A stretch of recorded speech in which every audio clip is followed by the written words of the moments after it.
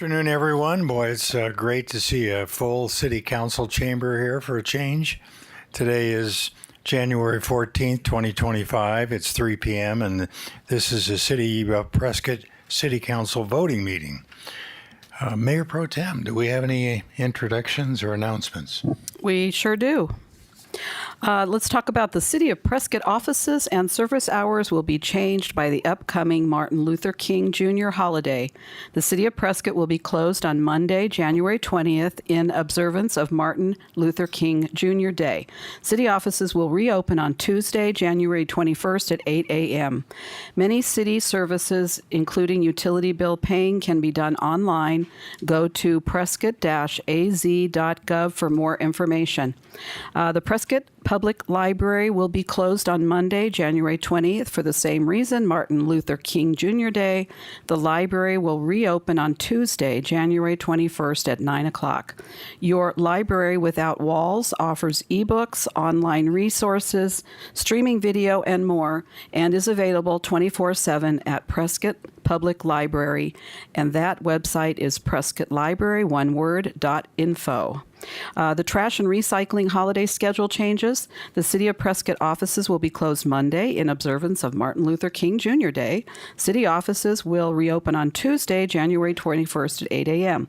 The Solid Waste Division will not be collecting residential or commercial trash and recyclables on Monday, January 20th. Residential routes will be delayed one day throughout the week. Commercial routes for Monday through Wednesday will be delayed by one day. Friday and Saturday commercial routes will be on their normal day. The City of Prescott transfer station will be closed on Monday, January 20th, and will reopen Tuesday, January 21st from 7 a.m. to 3 p.m. Please remember to cover and contain all the loads when transporting them to the transfer station located at 2800 Sundog Ranch Road. For more information and a chart of revised collection days, go to PrescottRecycles.com or call 928-777-1116. And that's it, Mayor. Thank you, Mayor Pro Tem. We'll now have an invocation from Minister Anthony Mercadante from Quad City Church, followed by the Pledge of Allegiance from our Mayor Pro Tem, Cantelmi. Well, thank you, Mayor. I'm honored to be here and to open today in prayer. So everybody just bow your heads with me. Let's pray. Father God, thank you for today. Thank you for this chance to meet, to do this, for the space to do this, for this city and for the free country, God, that we live in. So we're grateful. Lord, we give you this year. We surrender this year, 2025, to you.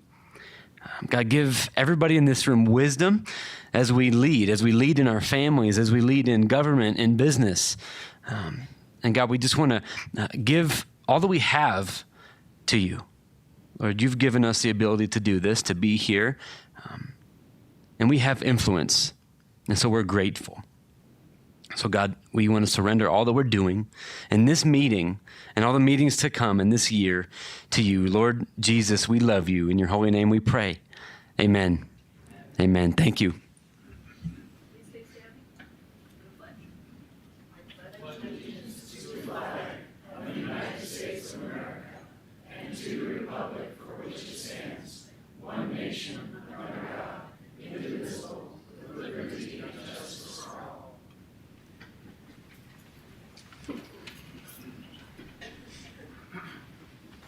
Thank you. We'll have a roll call, please.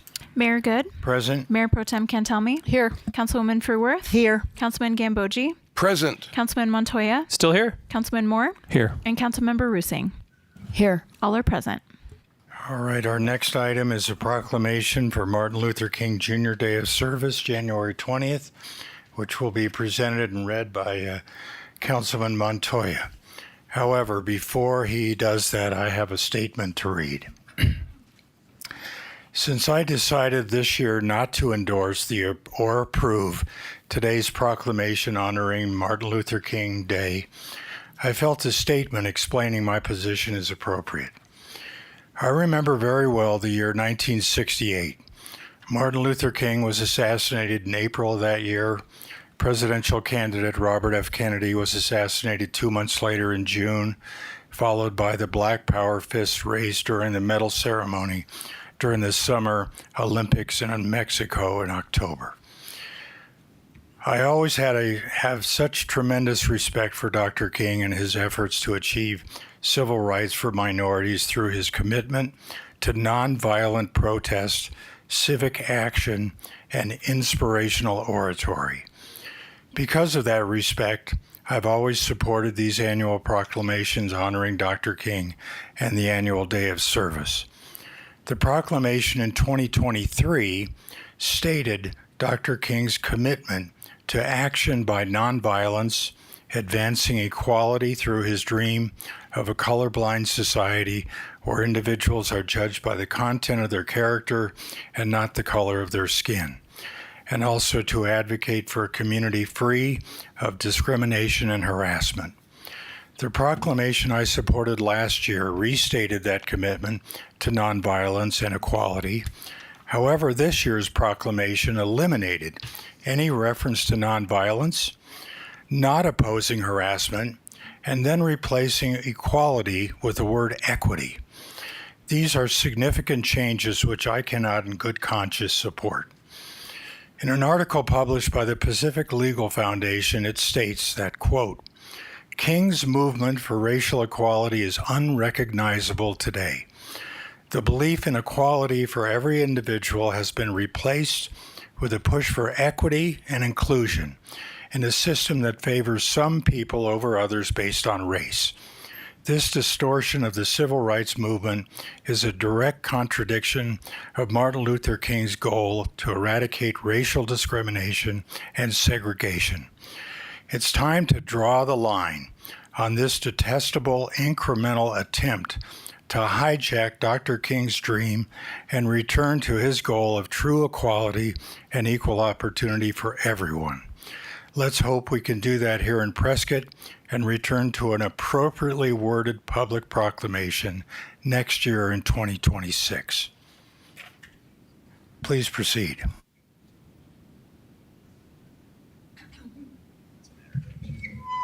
Are there members that want to join me up here while I read the proclamation?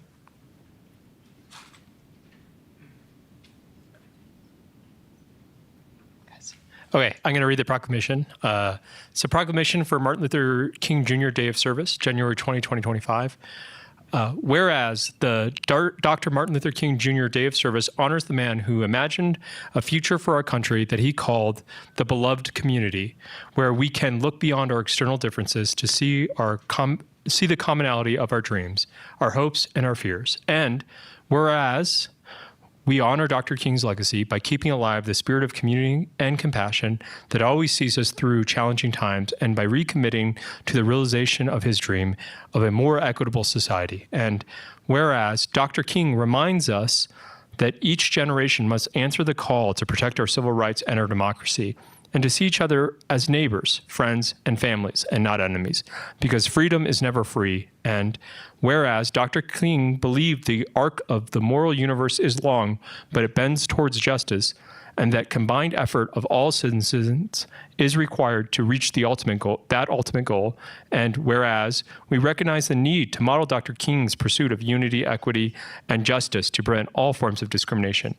And whereas Dr. Martin Luther King Jr. Day is the only federal holiday celebrated as a national day of service to encourage us to give back to our community on the holiday and commit to serving others throughout the year. Now, therefore, I, Councilman Brandon Montoya of the City of Prescott, do hereby proclaim January 20th, 2025 as Martin Luther King Jr. Day of Service. I call upon individuals to pay tribute to the life and works of Dr. King by seeking out community service projects throughout the year. You can applaud if you want.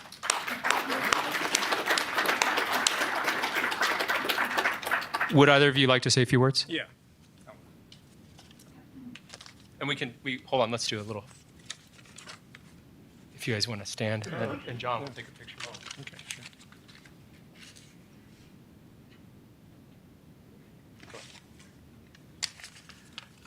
Okay, yeah, I'm Jim Halbling, so I'm the coordinator for the Martin Luther King Committee in Prescott. Robert Chegog's here with me. And we have a great celebration, march and celebration planned for Martin Luther King Day next Monday on the 20th. So just to give you a little bit of a idea what's going to happen, we're going to ask people to gather between 9:30 and 9:45 at Prescott College Welcome Center. And at 9:45, for the first time, we're going to have an Indigenous smudging ceremony. So Manuel Lucero, who is in charge of the Museum of Indigenous People here in Prescott, is going to perform a ceremony where he lights sage and makes smoke, and then he's going to fan that smoke with an eagle feather, and that's going to be a blessing on everybody that's there. And then he's going to help lead the march, which is then going to go down from the Prescott College Welcome Center, go down Gurley, go around the courthouse square, go back down Gurley to Prescott United Methodist Church, and that's where we're going to have our celebration event. And so we have two outstanding speakers that are going to be a part of that event. One by the name of Truth Be Told. He's our keynote speaker, and the other is Jeff Daverman. He's part of our Prescott Indivisible Steering Committee, spoken word speaker, both outstanding. And we have some amazing musical artists that are going to be performing. Benita Rose, who performed at Carnegie Hall about a month ago, concert pianist, and her husband, Tony Gibbs, who plays sax. And then we have some choirs that are going to be singing as well. We do have a kids program, a children's program, that will start right after our teen keynote speaker gives her address. So Isabel Brown, we had a contest this year, a speech contest, and we have 3 winners for second and third. They'll be recognized, and then Isabel Brown will give the first ever teen keynote address. And so right after that, the kids will go to another room.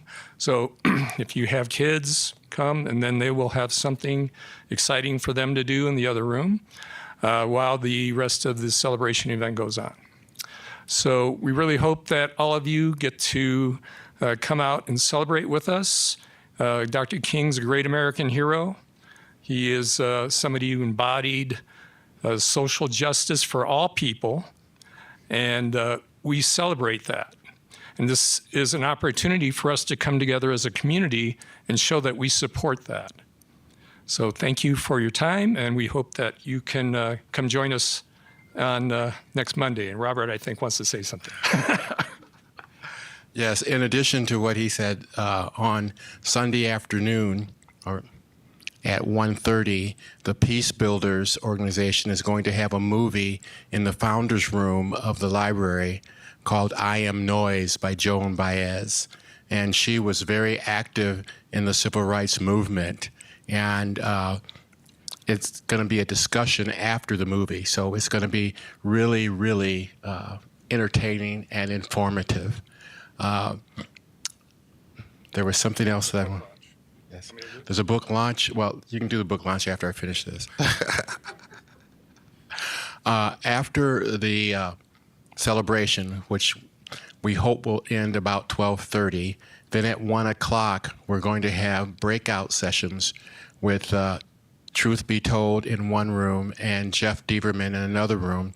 We will provide food, and it's an opportunity for you to get up close and personal with these two dynamic speakers, and Jeff Deverman, who is a member of our community.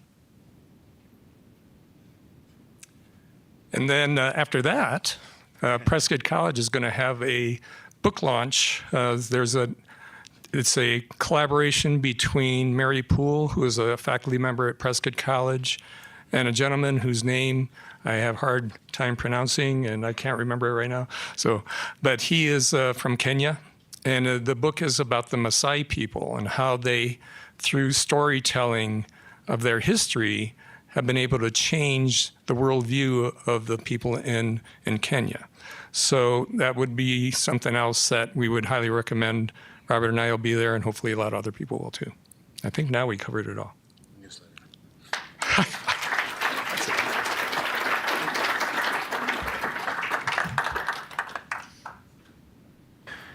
Okay, we'll now have a presentation regarding Downwinders National Day of Remembrance on January 27th.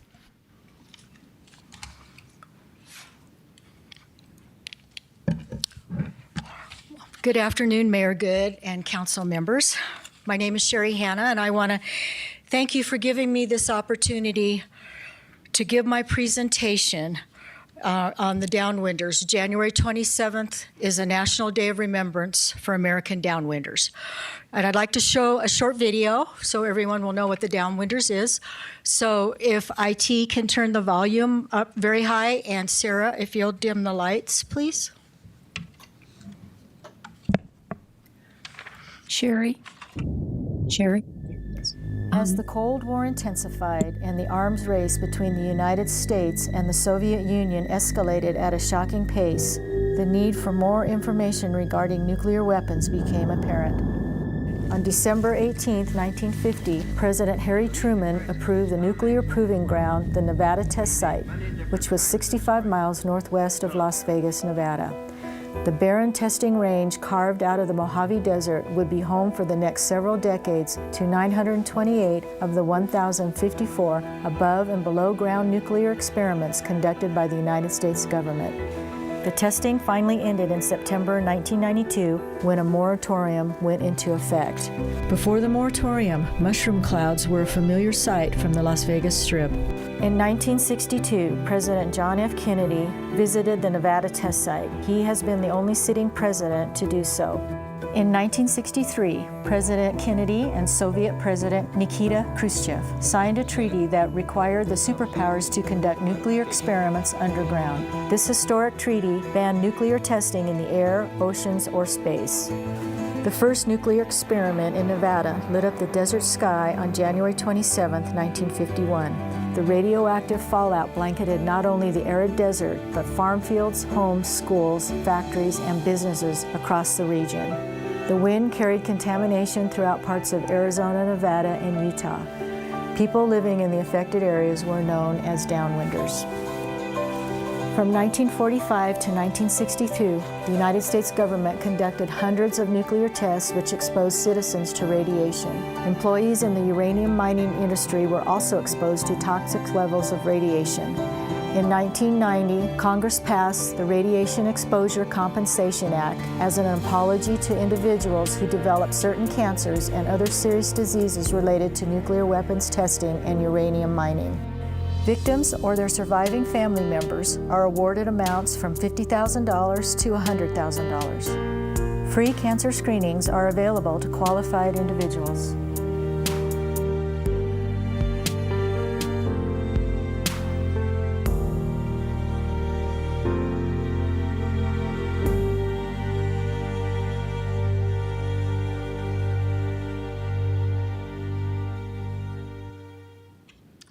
Thank you. When I appeared before you last January, honoring January 27th as the National Day of Remembrance of American Downwinders, we were approaching the June 2024 expiration date of the Radiation Exposure Compensation Act, better known as RECA. Prior to the RECA June expiration date, Senator Josh Hawley, Republican from Missouri, put forth Senate Bill S-3853, the Radiation Exposure Compensation Reauthorization Act. S-3853 would greatly expand the current RECA program. Some of the proposals to expand the criteria in S-3853 was extending the deadline for making claims by 6 more years, add eligibility for waste exposures connected to the Manhattan Project activities in Missouri, Tennessee, Ohio, Kentucky, and Alaska, increasing territory and increasing the monetary payout of approved claims under RECA. It would also expand the number of downwinder states and territories eligible for compensation, including a longer eligibility window for uranium miners to file claims, and add an additional diseases, including other various forms of cancer. Currently, there are 19 forms of cancer compensated under RECA. In March of 2024, It was an honor for me as an Arizona downwinder advocate and other downwinder advocates from around the country to be invited to Washington, D.C. for 3 days to meet with congressional and senatorial representatives in support of S3853. Also in attendance from Arizona were members of the leadership of the great Navajo Nation. The Navajo people were greatly affected by the nuclear testing fallout, and many Navajo people worked in the uranium mines. By special invitation of Senator Josh Hawley, we were seated in the gallery of the Senate Rotunda to witness the Senate vote on S3853, which passed the Senate 69-30 with bipartisan support. Arizona Senators Mark Kelly and Kirsten Sinema co-sponsored S3853, and I was there in the rotunda when they voted yes. Unfortunately, S3853 never was brought to the House before a vote. A spokesman for Speaker Mike Johnson's office stated, unfortunately, the current Senate Bill S3853 is estimated to cost between $50 to $60 billion in new coverage and mandatory spending with no set-offs. With the bill now stalled in the House, and with many months of back and forth negotiations, eliminating costs and benefits, an agreement was unable to be reached by the June 2024 deadline, and RECA, which has been in existence since 1990, was allowed to expire at the end of June 2024. Currently, according to the United States Department of Justice Civil Division, who processed the RECA claims, there are more than 1,000 pending claims waiting to be processed. However, all is not lost. My sources in Washington are hopeful that with the nomination and approval of Robert F. Kennedy Jr. To fill President Trump's vacancy of the Health and Human Services, we are hopeful that Mr. Kennedy, who as an environmentalist is very familiar with the downwinders and the Manhattan Project, this would be something that would be very beneficial to us since he's already familiar with the programs.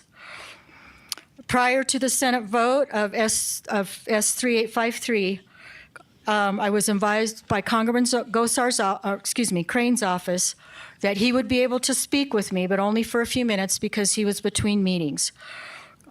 I'm grateful to his staff that guided me to where he was, and like I said, we only had a few minutes to talk, but I am very grateful for Congressman Crane's support for RECA and the downwinders. So now I'd like to introduce Elise Whitman. She's a district staff assistant with Congressman Eli Crane's office. Good afternoon, Mayor, Mayor Pro Tem, and City Council members. My name is Elise Whitman, as Sherry Hanna mentioned, and I'm the District Staff Assistant, here to read a letter of support from Congressman Crane. The official letter is on its way here. It's coming from D.C., so you'll be receiving that in the mail.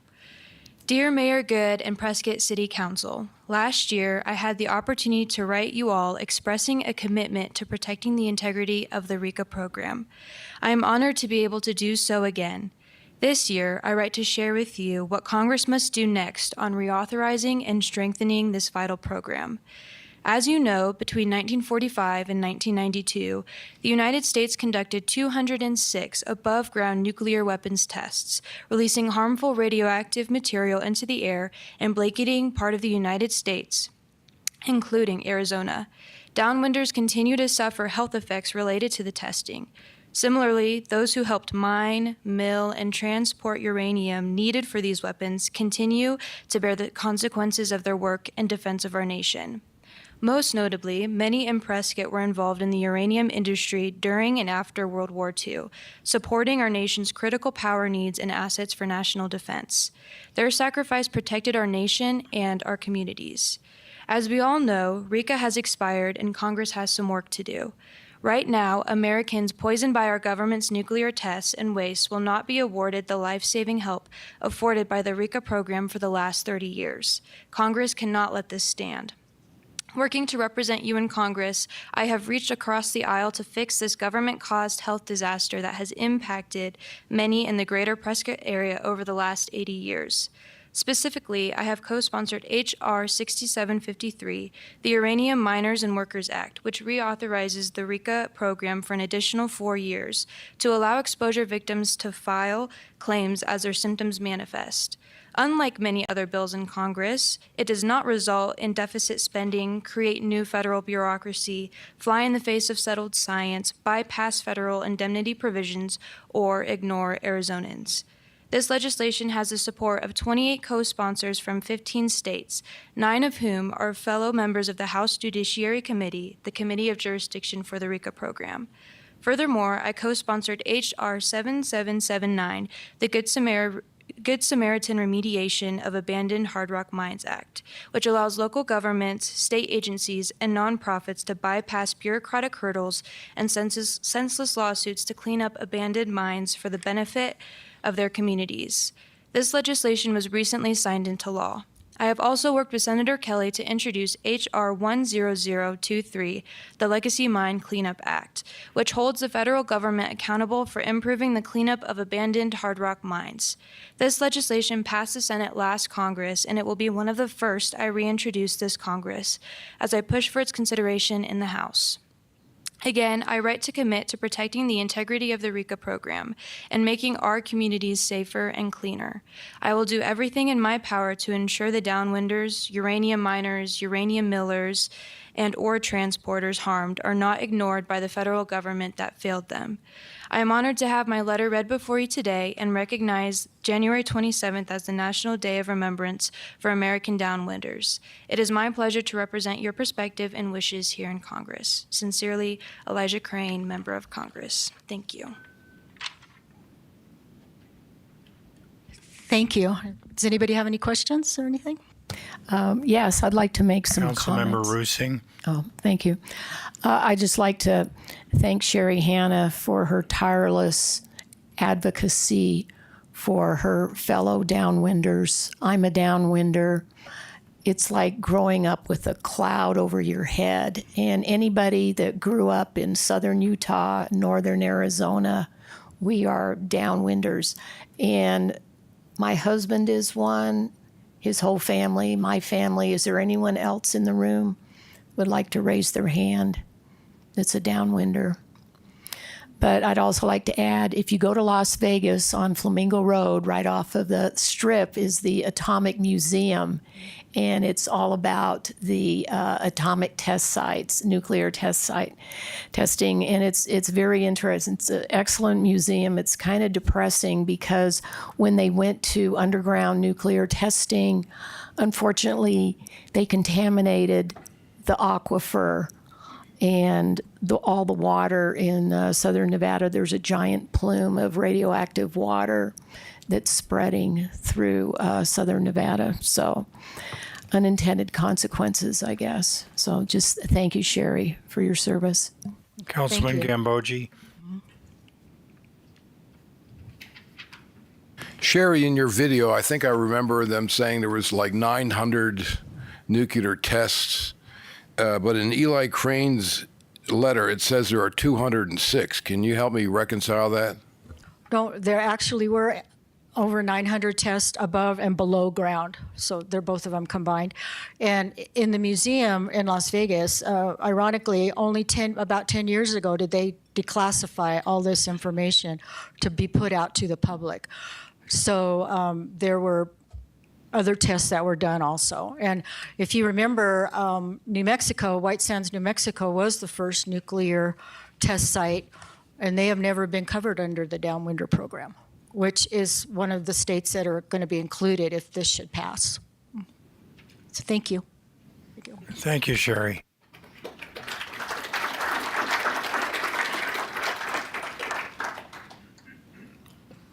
We'll now proceed to the open call to the public. Thank you, Mayor. And before we get to that, we do have a number of members of the public that are standing in the back, but I know that there are seats available. So if everybody could kind of move together so that if you have available seats kind of in the middle of your row. They're more on the outside so that everyone that is standing in the back can take a seat. We can't have doors and aisles blocked. So I appreciate everyone moving in. And then if everybody that's standing can kind of fill in those empty seats, that would be greatly appreciated. We have 7 seats in the front row. Yeah, there are plenty of open seats, so please take them. For the open call to the public, the City of Prescott welcomes public engagement. Residents may comment and address the council regarding matters that are not included on the posted agenda during the call to the public. If you wish to speak, please complete a green speaker card and submit it to me prior to the meeting being convened. As a reminder, speakers are limited to 4 minutes, and the call to the public will be limited to 40 minutes in total, with the following stipulations. Citizens will be limited to addressing council on the same topic only 4 times in total. If a topic has been addressed more than 5 times by different speakers, the mayor may limit future discussion on this topic, and topics of a primarily national concern may be limited at the discretion of the mayor. I do have several open call cards, and I'm going to call them in the order received. The first one is from Yvonne Dorman. And Yvonne, as a reminder, you have 2 more opportunities to address the council regarding your concerns on this matter.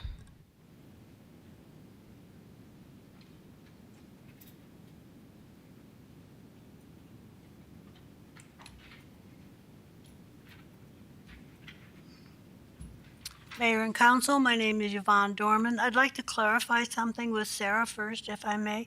Is this one of the 2? Yes. Okay, so there's one after this. One more, correct. I have a neighborhood. They usually pick me to come and talk, but if I only have 2 left, I would like to save those for my neighborhood and our attorney. The fires in California is what precipitated my visit today. The fires are exactly what I have been talking about for 27 years in front of council members and other members of the community. We are residents of the city of Prescott. I think there's a fire code. I think that we are entitled to fire hydrants that have water in them. We don't have either one. I would like to if I have 3.5 minutes left, I'd like to save those for my neighborhood and our attorney. Is that possible? No? It's up to you. Yes? Thank you. Thank you, Mayor and Council. Dottie Morris. Thank you, Mayor and Council. I've been a resident of Prescott for nearly 28 years and a resident of Cathedral Pines for 27 years. In that time, I experienced the Indian Fire, May 15th of 2002. It burned 1,300 acres and 2,500 people had to evacuate. I experienced the evacuation, and it brought back some of the same thoughts when I saw what happened with the Pacific Palisades, where it was so critical that they were pushing cars out of the way as people fled running. When the Indian Fire occurred, Peterson Lane became so congested, the police department backed people down the hill so we could evacuate. In that time, an apartment complex was built on White Spar Road. It is to the south and across the creek from Peterson Lane. At the time, it was before this council, not this exact membership, I spoke, and I was concerned about the evacuation plan for my neighborhood. With people turning right, there are 38 units in that apartment complex. Out of that, they have their own garages and only one way of ingress and egress out of that. Not 2, but 1, with fire equipment trying to get in to fight their fire or a forest fire, with their population trying to flee. At the same time, we're making left turns out of Cathedral Pines, trying to evacuate 110 lots with people with more than 1 car. At the same time, people from Hazley will be coming out onto White Spar, making right turns. I've talked with the city fire department, and what I'm concerned about, there are more area zoned along White Spar, which is a state highway. And if we have a fire along there, I'd like to know what the city plans on doing other than telling me that it is a state highway. I think every zoning coming before the city council needs to look very carefully, first of all, of having both at least two ways of ingress and egress out of their neighborhoods or their streets. Because right now, Cathedral Pines could possibly go through Jack Pine, which is directly into the forest, or the other option is through Mountain Club as they're evacuating and pulling out onto White Spar. And it's dirt and partially paved. And so at this point, I can't do anything about the apartment complex. I do know they had 2 electrical fires during construction in one day with the fire department there blocking their way of ingress with fire equipment. And I pictured that with 38 apartment residents trying to get out. And if that had turned any worse, it could have been critical. And I thank you very much for your thoughts, and I do hope you will consider that with future zoning and also with our current situation. Christina Johnson Myers.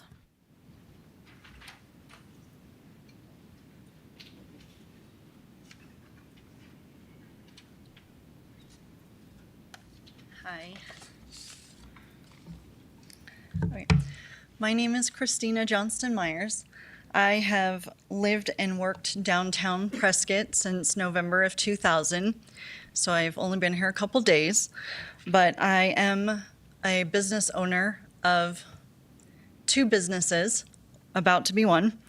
I have Not Our First Rodeo, LLC, and I also have a legal services office here in Prescott. My business partner, Kim Lopez, and I own a boutique that was located on Cortez Street, where we carried the rodeo's logoed merchandise. In September, we decided to move to a smaller space so that we could make a more cozy and country chic environment. So we started looking for another space to move to. In the interim, we asked the Rodeo Association to take back their logoed merchandise, who they were a vendor of our LLC. And they did. They took it back. They stored it in their facility. It's their product that they own. And we asked them to store it while we made that transition. Due to the vendor contract, as to not violate it, because I know what legalities that would entail.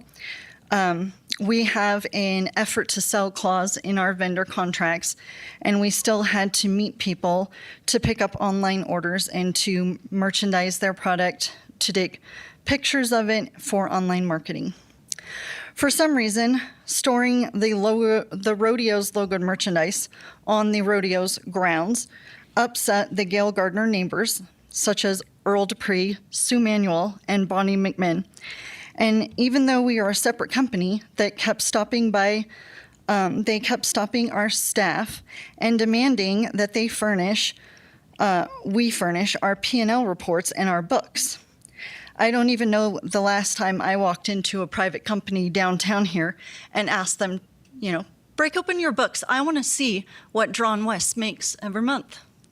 But I not once did anyone pick up the phone to call me, the owner of Not Our First Rodeo LLC, to discuss my business. After continual harassment, it was not safe for our under 18-year-old employee to be there without security escort, to fill online orders and to market the logoed product. My partner has also had to endure accusation of embezzlement because she also happens to be the president of the Rodeo Association Board of Directors. Even though I am the one that handles the day-to-day business management, i.e. the employee management, inventory management, banking management, bookkeeping, and everything else besides marketing, merchandising, and the fun mixing and all the fun people stuff. My business partner and I have decided to dissolve our LLC and to terminate the contract with the rodeo. This is not going to keep the rodeo from selling their merchandise, their logoed merchandise. It is only going to keep 2 small business owners. Please conclude your remarks. Your time has expired. Okay, it's only going to keep 2 small business owners from being small business owners. I just wanted to urge the city council, as I have been in this area for so long, that Mayor Good is saying non-harassing resolutions and Ms. Rusing is mentioning unintended circumstances. If you love Prescott because it is the town you fell in love with, and you want to continue to be on the city council or Please you're running conclude your for it, remarks. Your time has expired. please remember that this is the town that you love, that you live in, that you represent. And I would love to continue to be in this town. I will live in this town, raise my kids in this town. And I encourage you guys to remember why this is the small town that you love and to support those small town business owners that you walk by every single day. Thank you. Marianne Dominski.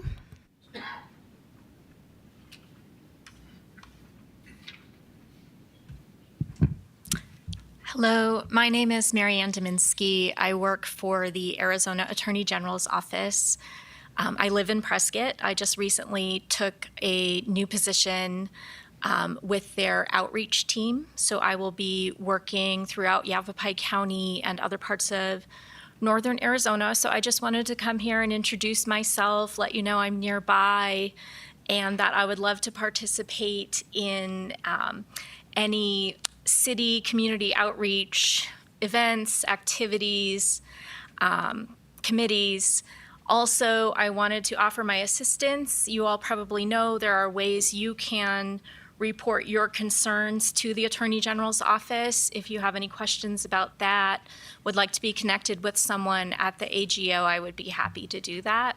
So I'm planning on sending some emails tomorrow as follow-up, so you all have my contact information, and I appreciate this opportunity to introduce myself today. Thank you. That's all, Mayor. Let's make sure she has contact with John Heine, with our Director of Communications. Okay.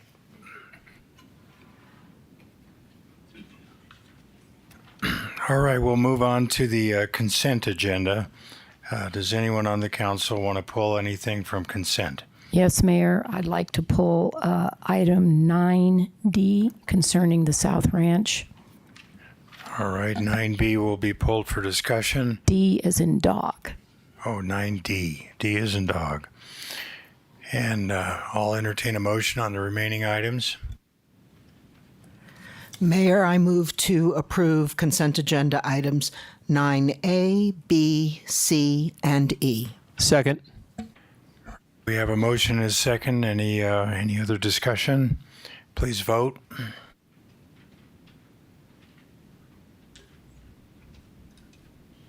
Passes 7-0. Councilmember Rusing. Thank you. The reason why I pulled this project off of the consent agenda item for discussion is I have many concerns.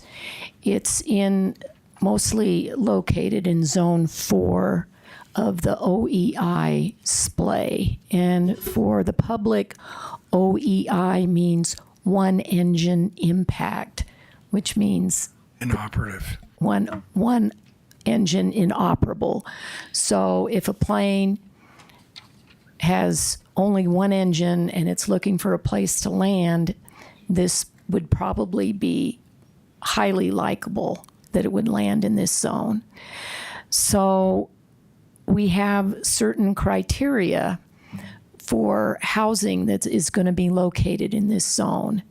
Unfortunately, due to the zoning of the Deepwell Ranch, it's all SPC zoning, specially planned community, which allows them to put houses in churches and schools in the crash zone. So that's why we're having this conversation. And I'm concerned that there's no mention about soundproofing, because there's no maps that really show the location of where this is as far as the flyover. And there's going to be constant flyovers of this high-density housing project. And then number two, there is no meaningful disclosure. And that has been the problem. The airport gets constantly called about noise, and people buy houses, and there's no proper disclosure that they're buying in this Zone 4 impact. And an example is, if you look at your packet, and there's no page number, unfortunately, but I have the page that's titled South Ranch Unit 2B Final Plat, and you'll see that it's all microscopic, very fine print. And in the middle under notes, number 4 is this very brief disclosure that says it's located in the vicinity of the Prescott Regional Airport. So if you're buying a home in this area, how are you going to know? Is this proper disclosure? And I think that we need to postpone this and go back and work with the attorneys, go back and work with the developer and get a meaningful disclosure. And we discussed about having proper notice in the sales office, and I don't see that here. We discussed having a disclosure in at the signing with the title company, that every individual buyer is properly noticed and that they receive a map. And I think it's time that we quit fooling around, and some little illegible legal document that no one's going to see is not sufficient notice. Thank you.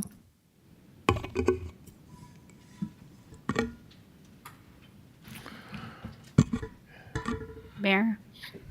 We have representation from the developer. They'll go over again what they provide for buyers at the sales office. We've gone through with other projects in South Branch. They have all the information in their sales office. We do have in their paperwork that's been recorded against every parcel is the avigation easement. That's a blanket avigation easement over all of Deepwell Ranch, but I can also defer it to the representation from the developer about what they provide to buyers as they come into the office and in their paperwork. And we have no examples of these documents, part of the public record. We don't have anything in our packets, right? Because we've provided that before with other projects out in Deepwell Ranch, but we will take note of that for future projects in Deepwell Ranch to make sure that all of that is included. But we thought, since we've covered this before, that with 2A and the other parts of South Ranch that was addressed, but we'd be happy to make sure that that's included in future packets. But this is in substantial conformance with the preliminary plat that was approved already, and so we went through all the comments that were brought up during the discussion of this plat, that the city has asked that the disclosure and easement documents for review, and then all the other things that were in the staff report. Airport reviewed all these conditions and agreed that that's all been addressed on the plat and in the documents that are provided to the people. And we have the airport here to answer any questions you may have about that. So we felt that staff that we have addressed everything that was brought up when the preliminary plat was discussed, and was comfortable bringing this forward to you as the final plat in substantial conformance with the preliminary plat. What about the soundproofing? Was that addressed? That's addressed with building codes. But it's also addressed in the development agreement. And so pursuant to the terms of the development agreement, everything within Deepwell Ranch is required to have certain types of soundproofing above and beyond our normal requirements. I was concerned because this is also exempt from the potential AVO, Airport Vicinity Overlay District. This whole subdivision is exempt from the criteria of the AVO, right? That's correct. So these are conditions that are put on, even though it's not in the AVO, we're kind of having a compromise, pretending that it's sort of in the AVO? I can address that. No, these conditions are not kind of an exemption from the AVO. These conditions are part of the development agreement. So the condition of what developments could be, the condition that soundproofing be raised to a certain level, and the condition for disclosure was through the development agreement. Well, I hope that the presentation enlightens me as to exactly what the potential home buyer is going to be told. Thank you.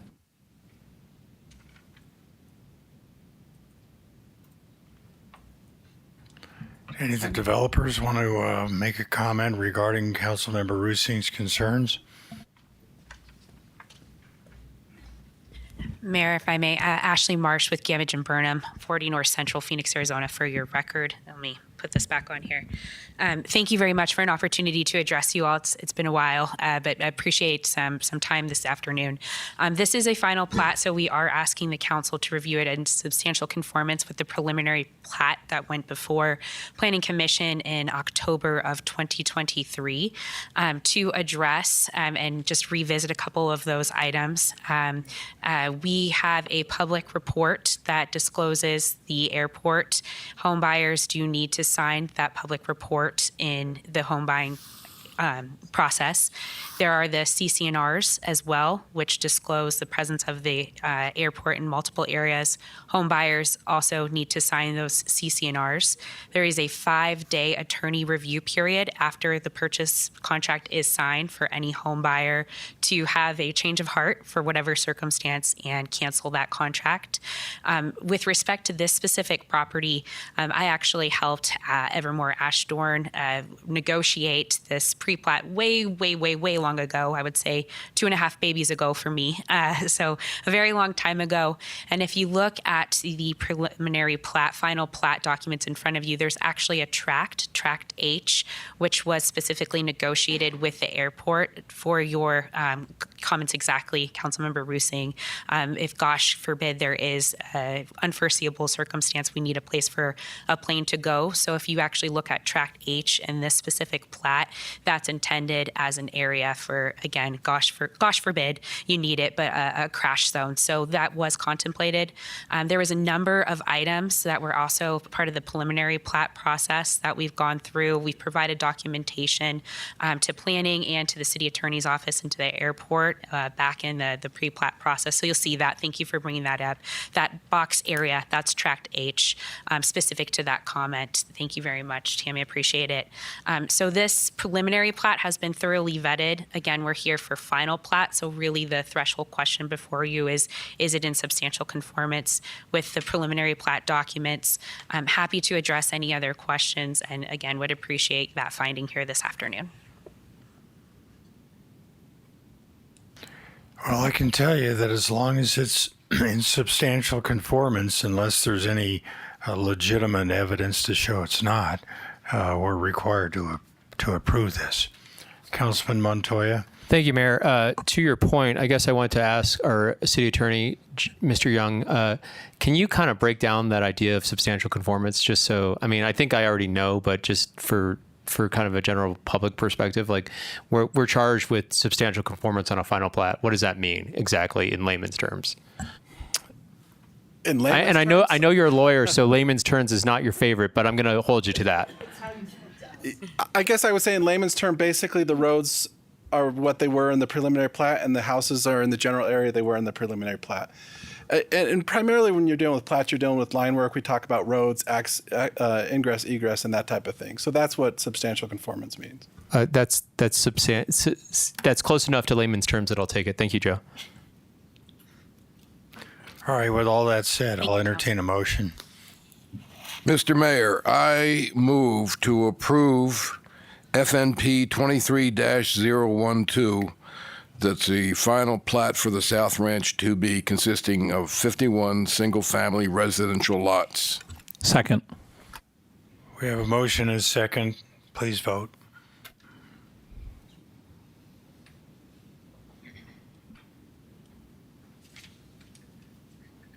Passes 6-1. All right, we'll move on to the consent ordinance, 10A. City Clerk, can you read that? I'll read them both together, Mayor, since they are on consent ordinance, but if council has items that they'd like to discuss on them, they can certainly do so. Consent ordinance, adoption of ordinance number 2025-1882, an ordinance of the mayor and council of the city of Prescott, Yavapai County, Arizona, amending Prescott City Code Title 4, Chapter 1-4, privilege tax, and adoption of ordinance number 2025-1878, an ordinance of the mayor and council of the city of Prescott, Yavapai County, Arizona, authorizing the purchase of approximately 131 acres of real property from Arizona Eco Development, along with acceptance of donation of an additional 270 acres pursuant to a development agreement between the city and Arizona Eco Development near the Prescott Regional Airport Ernest A. Love Field. All right, does any member of the council want to comment on either of those consent ordinance items?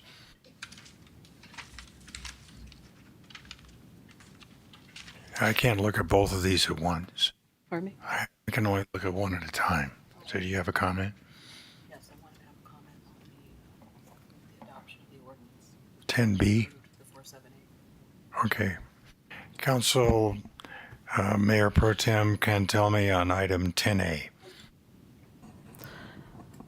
You know, I just, again, we've talked about this, and I know some of the members of the PAC here for the 478 are in the room as well. And I just, again, wanted to thank the public for adopting this. Again, we've talked a lot today about the fires in California. And this adoption, which is, again, 95 cents on $100, is going to go a long way to shoring up our city with our services so we can hopefully prevent what we're witnessing unfolding in California. Very unfortunate. It's been my information that California pretty much defunded their fire department $17 million.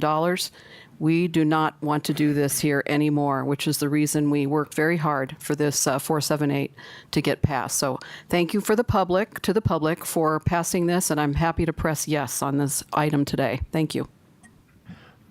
And I think we here in Prescott have experienced a number of very dangerous wildfires throughout the last decade or more. So I think it's appropriate that we advocated for this to be able to be proactive and not have anyone claim that we're just being reactive to what happened in California and what's continuing to happen there. So we have to move forward in a expeditious manner to identify the locations of these two new fire stations and the relocation of the other one, along with the evidence facility for the police department, and get these locations identified, get the buildings built, and get the equipment and staffing aligned with them so that we are prepared to be able to handle the risks that clearly are extreme when it comes to public safety. Any other questions or comments? I'll entertain a motion on these two consent ordinance items. Mayor, I'm sorry to interrupt. You do have public comment on 10B if you'd like to take it. Excellent. Michael We'll take Chandler. public comment.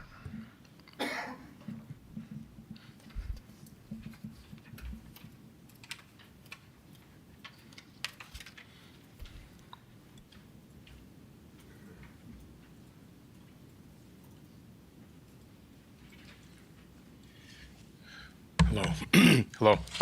10B. What would these acres be used for? 131 acres for $917,000 and 270 acres of donated land. To what purposes will those acres be put to use? More houses? How many more? Not at all. I can answer that. I don't know if the airport's here to address it a little bit more in depth. This is open space airport protection. This was in an agreement in 2021 to purchase this. The only thing we had to do is go through the evaluation process. But in terms of what it's going to be used for, airport purposes. That means both airport runway protection and possibly an airport runway extension. Will more flights be then allowed as a consequence, whether military flights, commercial flights, training flights?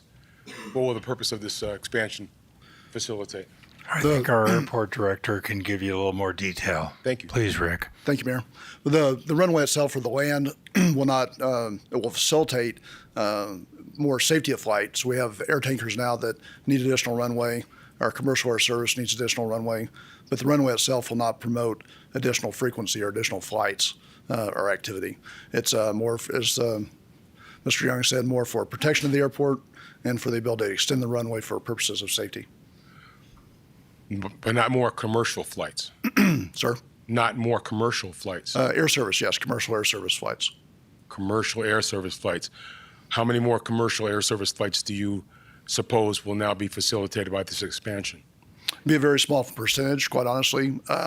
It's market driven. So right now we have 2 departures, 2 arrivals today. So even if that doubled or tripled, it's a fairly small number compared to the other activities, the fire-based activities and the aircraft training.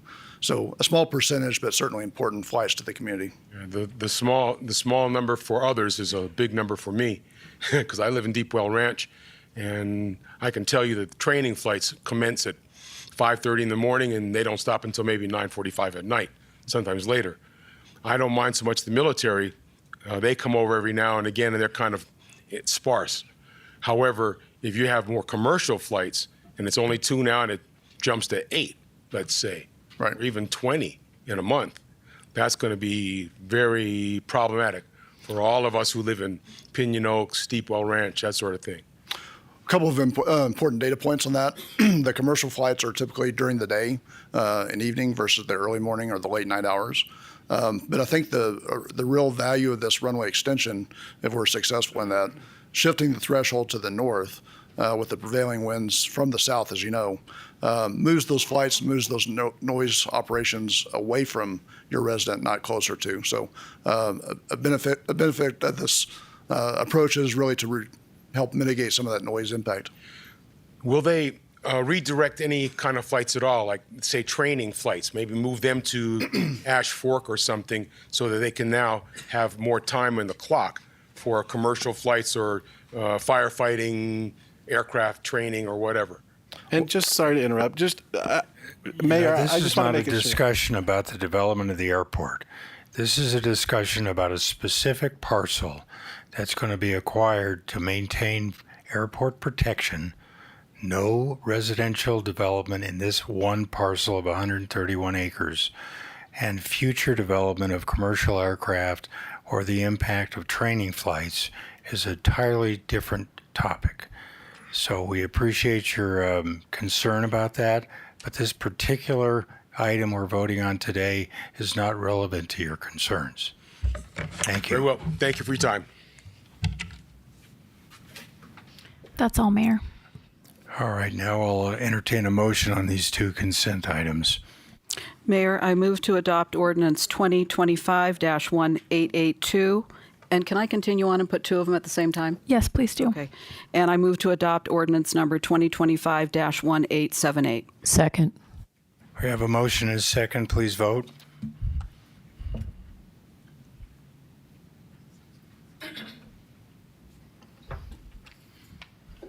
Passes 7-0.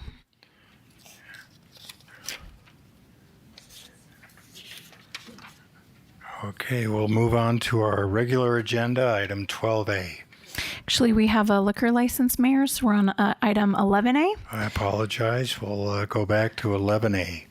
This is public hearing and consideration for a new Series 12 restaurant liquor license application from Lori Ann Capon, applicant for Willow Tree Tapas and Wine LLC, location 2889 Willow Creek Road. The application fee has been paid and the signs have been posted for the required 20 days. Staff has reviewed the application and determined that it is in compliance and no public comments have been received.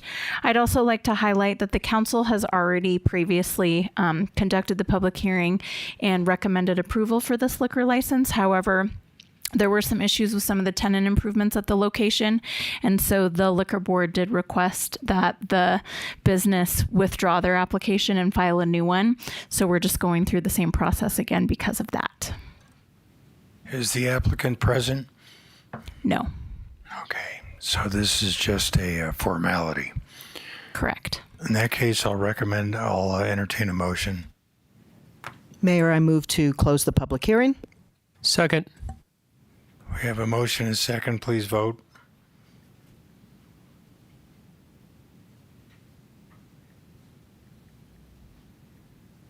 Passes 7-0.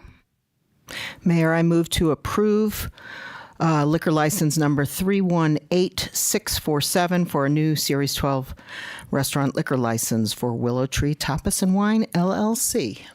Second. We have a motion and a second. Please vote.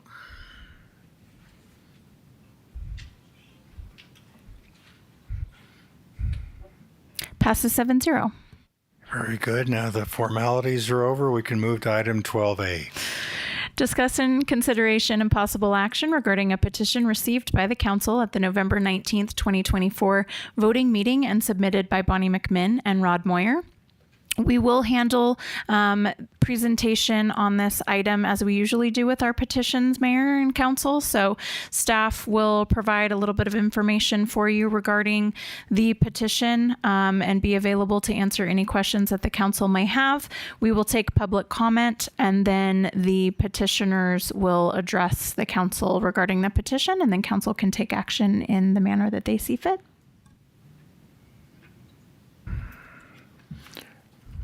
So I guess my slides are up first.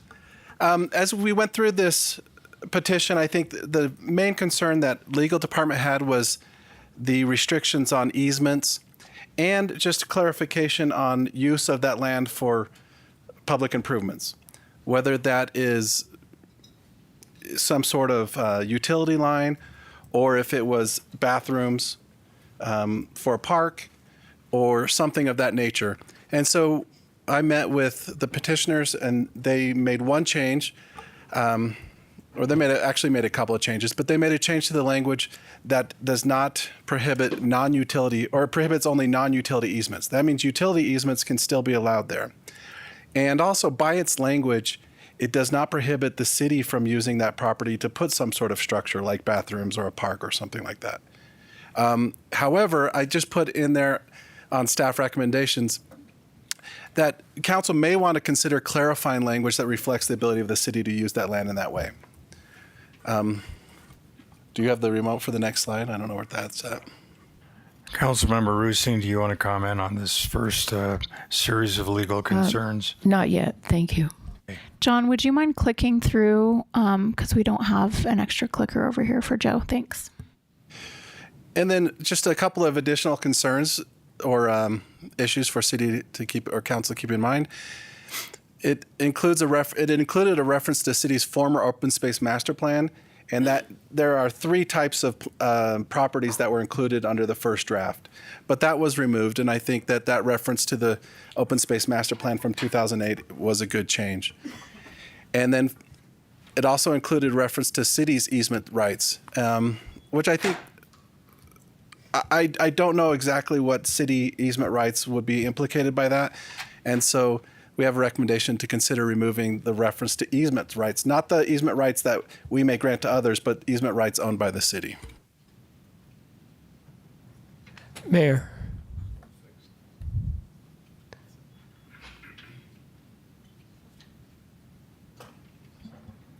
Councilmember Roosing, do you have a comment now? Mr. Young, are you done with your comments? No, we have a series of. Okay. Can you go back to the legal one, John? Sorry.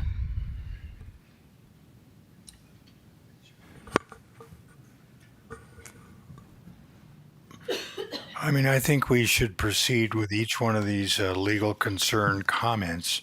And if a member of the council has comment on that particular issue, then we'll entertain those at that time.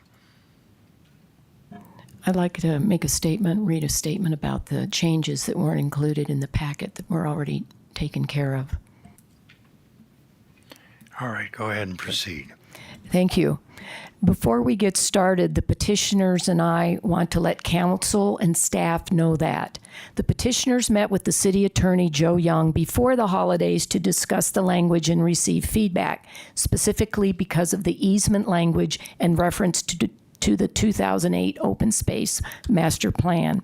Based upon that meeting, petitioners revised the language, but somehow those changes were not conveyed into the agenda packet, nor were they put into the press release that was in the Courier the other day. The modifications include made subject to any easement other than utility easements, and the petitioners removed any reference to 2008 Open Space Master Plan. Both these changes were discussed with the city attorney, Joe Young, on December 18th, 2024. So, Open Space Protection Charter language, quote, notwithstanding any provision of this section, all existing city-owned open space property and any additional acquired city-owned open space property shall be retained as open space in perpetuity. No portion of any existing city-owned open space property and any additional acquired city-owned open space property shall ever be rezoned, redesignated, sold, leased, transferred, made subject to any easement other than utility easements or otherwise encumbered without prior voter approval of a majority of votes cast by Prescott registered voters at a primary, general, or special election. The reason why we need this charter amendment is, as it stands right now, a simple 4-vote majority of this council could sell the Dells or any other open space that we have.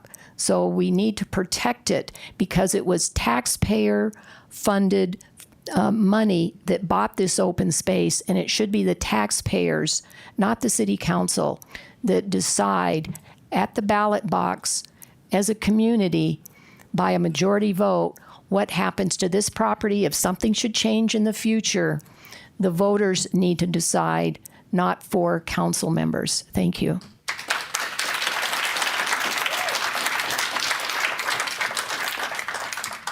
I'll remind the audience that we will have decorum in this chamber, so expressions of support or opposition will not be allowed. Everyone has a right to be heard, and let's be civil about that. I appreciate the support, but if we allow that, then we have to allow the cat calls and the opposition, and this is not the place for it. Councilman Montoya. Thank you, Mayor. Joe, I just had a question on this staff recommendation. You say consider clarifying allowing city uses. Is there something specifically that you're imagining that we would clarify there? Well, for one, I brought up a few issues like a park, bathrooms, maybe a police substation or something along those lines. I don't know because I can't see in the future. That's fair. Maybe too bad for you. Or something. But essentially that. Basically, it's just clarifying the language to what the petitioners told us they already agreed so to. So you're saying that's already been contemplated in what we're voting on today? Well, what I'm saying is under the current language, we could build those bathrooms. Okay. But I'm not sure if a member of the public would see that and agree with it. I just want the petition that public will vote on to reflect exactly what they're voting on. Fair enough. Thank you for that clarification. And if I may, I had one more slide just to finish it off. And so as I put on there limitations on city uses, the petition does not by its term limit city uses, i.e. trail facilities and so forth. However, a prohibition on rezoning or redesignation could create public backlash. So redesignation, I'm not sure exactly what that is. That's why I put consider clarifying language and consider removal of that word redesignated. But for the most part, met with the petitioners and really appreciated their input and their changes. I think that it's in a position that it meets the legal concerns. But as I mentioned, there was kind of 3 considerations for council, and you can approve it today or not approve it and do whatever you want.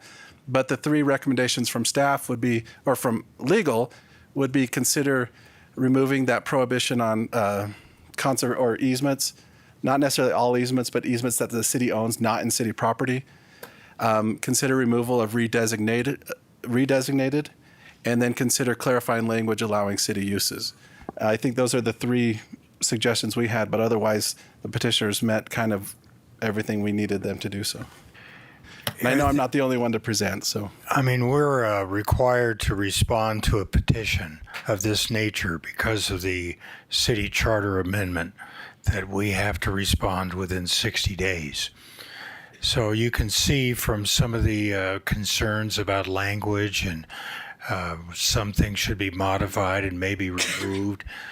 This really is the kind of situation that needs to be discussed in a study session, but we're kind of handcuffed because of the 60-day requirement. So our options are to try to fix this or redesign it right now. I don't think we have an option to be able to suggest that it go to a study session to be redesigned and then voted on, do we? I think the charter's broad enough that we have to take action on it, and that means whatever you think it means. Meaning you can say no now, but set it for a study session. You could say yes now with amendments, or you could say yes, no to how it's worded. So I think you have the ability to do any of those things. So that qualifies as action. It does. Okay. Mayor Pro Tem Cantelmi? You know, I thought about this last night. I was thinking about all the meetings I've been in about the Glassford Dells Park, the Granite Dells, the fact that we don't want homes built in those areas and not voted in by any other council going forward. Somebody said just a few minutes ago about this is taxpayer-owned property paid for with taxpayer funds. But if I'm projecting out and I'm looking at just the Dells, the Granite Dells Park, for example, there was a lot of discussion about how do we make a formal entrance into the park. So if I'm projecting out and I'm looking at all the other parks I've been to in the country, at some point we could potentially need a visitor center. We could, and I know there's a couple parks in Phoenix now that are police is thinking about putting in substations because they've had some crime-related issues in the park. I don't want to tie our hands from improving on this vision for that big park as an example. So I'm completely supportive of protecting this property. But I do think we need to go back and really put our heads together and make sure that we're not precluding ourselves from doing what we need to do on just that one incident with the Glassford Dells Park. So I am completely supportive of it. I would like to be able to sit down and specifically write these things out. These are the potentials that could arise as it pertains to that park, and I'm sure if we really sat down, there's other issues as well. I would like to be able to be more specific as we move forward with this. I would like to approve it, but I think today approving it even with amendments is probably not accurate. What do you think, Joe, on that? I think that, and you haven't heard from other departments, and they may have different suggestions than I do. But I can say, in terms of the suggestions or the considerations I have, they're quick changes. That would take an hour to draft a change, and we'd bring it back to you for approval of the final product. Yeah. So, okay. Thank you. Well, again, the visitor center is one of them. Additional bathrooms is one. A potential police substation or some kind of something out there for that.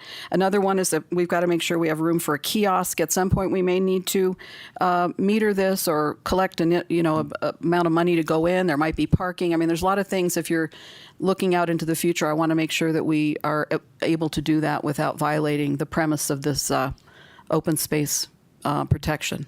So. Thank you. I'll go ahead and let everybody finish up, but that's where I stand on it. Well, I agree with you, too. I think it's important that we consider all the possible unintended consequences that may result from this initiative. And like I've told some of the people that met with me, I do have a crystal ball on my desk in my office, but I can't seem to get the right kind of batteries and make it work. So I can't predict what's going to happen 10 years from now or 20 years from now that might be needed and legitimately needed. with these open space areas. But I generally am supportive of the fact that even going back to 2008 when we had that other initiative that combined open space protection and acquisition along with road construction, and it ended up that about 80% of the money that was allocated went to roads and only 20% or less went to open space acquisition. And there's been ongoing controversy about that ever since. So I think it's important that we take a good solid look at this and then put it in a worded, reviewed language that if it does go on the ballot, it's going to have the best possible chance for being efficient over that long period of time. Because I do think the public needs to weigh in on this. This is a major commitment to future open space protection and possible uses for open space if really necessary access or other development needs to be done, but in a protected manner. So it's kind of a difficult thing to design well. Councilmember Rusing? Thank you. Coming up with ballot language is always tricky. You know, we learned that with Prop 478, and we kind of took a hybrid approach where it was too late. It was already on the ballot. The definition of public safety services came into question, and we passed a resolution, I believe, and an ordinance that defined it in more detail. So could we do something like that today? Do Mr. Young's 3 changes, and then the details like bathrooms, kiosks, and maybe a visitor center, define those in an ordinance or a resolution or both? What do you think? I think basically all options are open to council right now. And so, yes, that is one option we can do. We could, like I said, we could bring it back next meeting. We could just approve it now, and that's up to council. I will say I asked Sarah before the meeting, just so I was clear, when this would need to be approved, the language by council before, so it could still be on the election, and it was the end of February, I believe. So I already have an item agendized for February 25th because we have to set the ballot language for our home rule option and the general plan as well. This would be done, could be, if that's the council's desire, in conjunction with that, adopting the language for each of those items for the ballot. You know, as Mr. Young has stated a couple of times, council has a variety of different options. I would caution like rushing it through because the language is important. And so knowing that you have that time, I think is something to take into consideration rather than just rushing to approve the whole kit and caboodle today. But that's just my opinion. I know we have a lot of study sessions already scheduled, and just trying to squeeze one in on a regular study session calendar may not do this justice. So I think we probably ought to designate a special study session meeting just for this item alone, outside of the normal council day schedule. And that way we can work on this, have it well crafted, and be able to have it submitted in time for that February 25th deadline. Councilman Moore. Thank you, Mayor. I know there's been a lot of comments on the dais about not having a crystal ball and not knowing what's going to happen in 10 years or 20 years. And I think that's the beauty of this petition. The beauty of this petition is it's a charter amendment.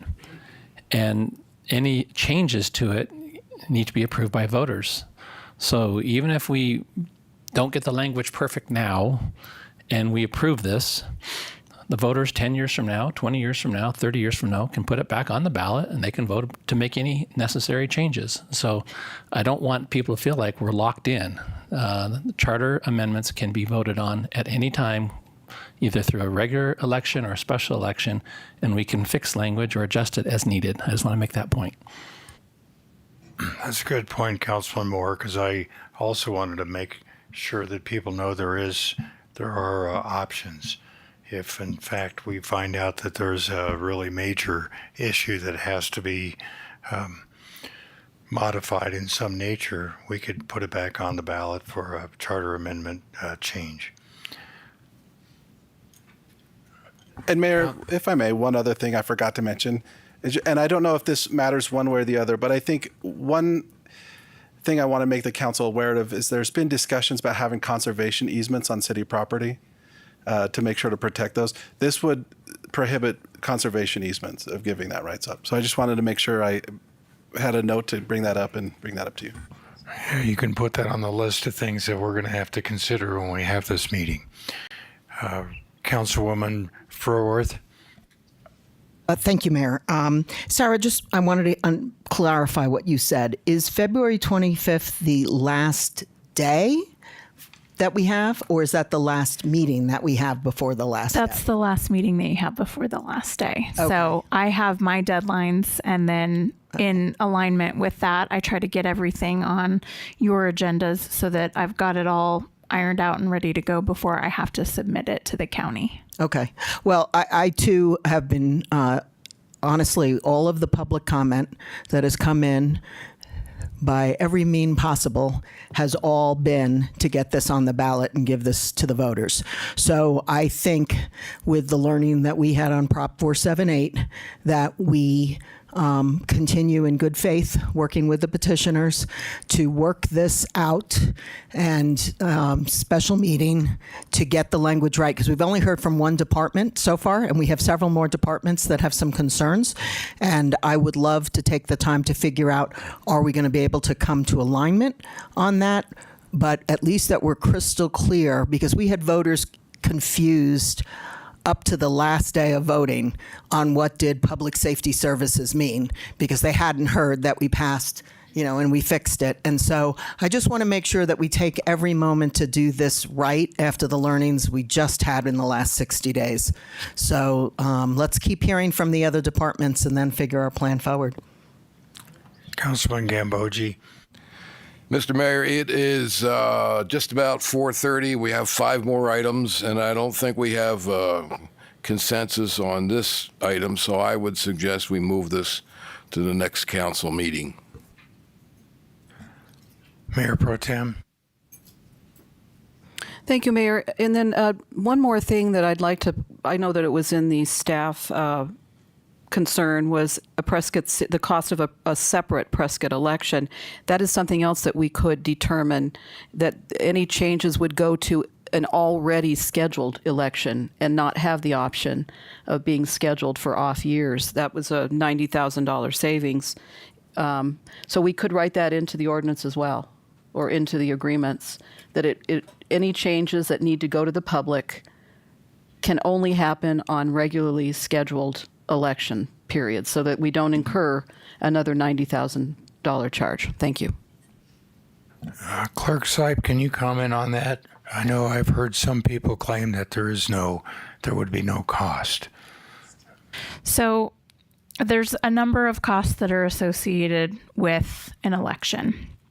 Obviously, in the case of just our most recent example with Prop 478, that was an off-cycle election, so we did have the full cost of an election during a time when we normally would not have had it. But even with a regularly scheduled election, there would be potential for additional costs. So for example, the publicity pamphlet that we put out. If we have ballot measures on the publicity pamphlet, that publicity pamphlet costs more money than it does if we only have, for example, mayor and council candidates. Obviously, that cost is significantly less than the approximately $90,000 to conduct an off-cycle election, but it is still a cost. So even if there was something that was going to be going on to an already scheduled election, there are additional costs associated with that, even if they're smaller than the total cost of an election. Councilmember Rusing. Thank you. I'd like to, I know Mr. Gambogi obviously needs to leave. He has more important things to do, but I personally can stay till we get our job done here tonight. I would like to ask that the petitioners come and we hear some thoughts from them before we move on. We still need the Oh, I'm sorry. I thought we were done with our presentation. No, we're not. We have presentation slides from 4 different city departments, so it's up to the council if they'd like to hear those or if they want to just move on. I think we should hear those concerns now, and then we can hear public concerns after that. Okay. And we can identify when we would have a special study session date. Sure. So I'll be really brief. I already covered my portion of the presentation. Again, it's costs associated with an election, which ultimately are taxpayer costs. So overall, in general, an election is approximately $90,000 to conduct. My department accounts for a primary and a general election during odd numbered years only.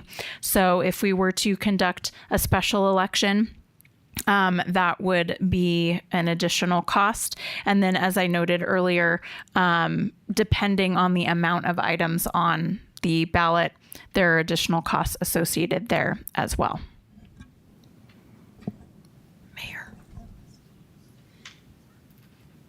I think next is Public Works.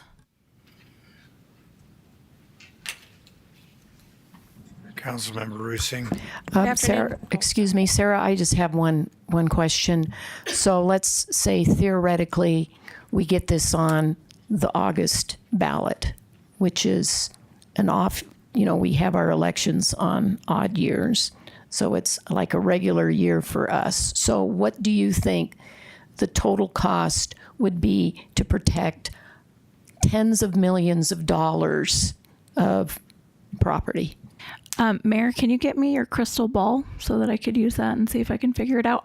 I don't know. So you think the $90,000? publicity pamphlet cost is based on the size of the publicity pamphlet. If the publicity pamphlet is larger, it costs more.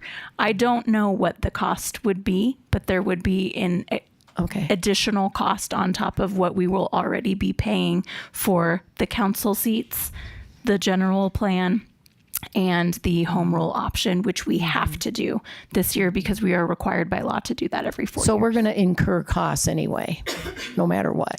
Yes, as I've stated multiple times, we will incur costs. This will be additional. Hello, Gwen. Hello, Mayor. Good afternoon. Gwen Rowich, Public Works Director. So I just have the one slide. Thank you for already having the conversation about public infrastructure, because I will say that open space is quite commonly used for public infrastructure like utilities, things like that. And that I would say that our master plan actually calls for some open space to be used for future infrastructure at the ultimate build out of the city. So we would hate to tie our hands and add additional costs to the construction of what's considered an essential service in terms of water, wastewater, things like that. But I would like to mention that in addition to the infrastructure, we have to have access roadways to get to that infrastructure in order to maintain it.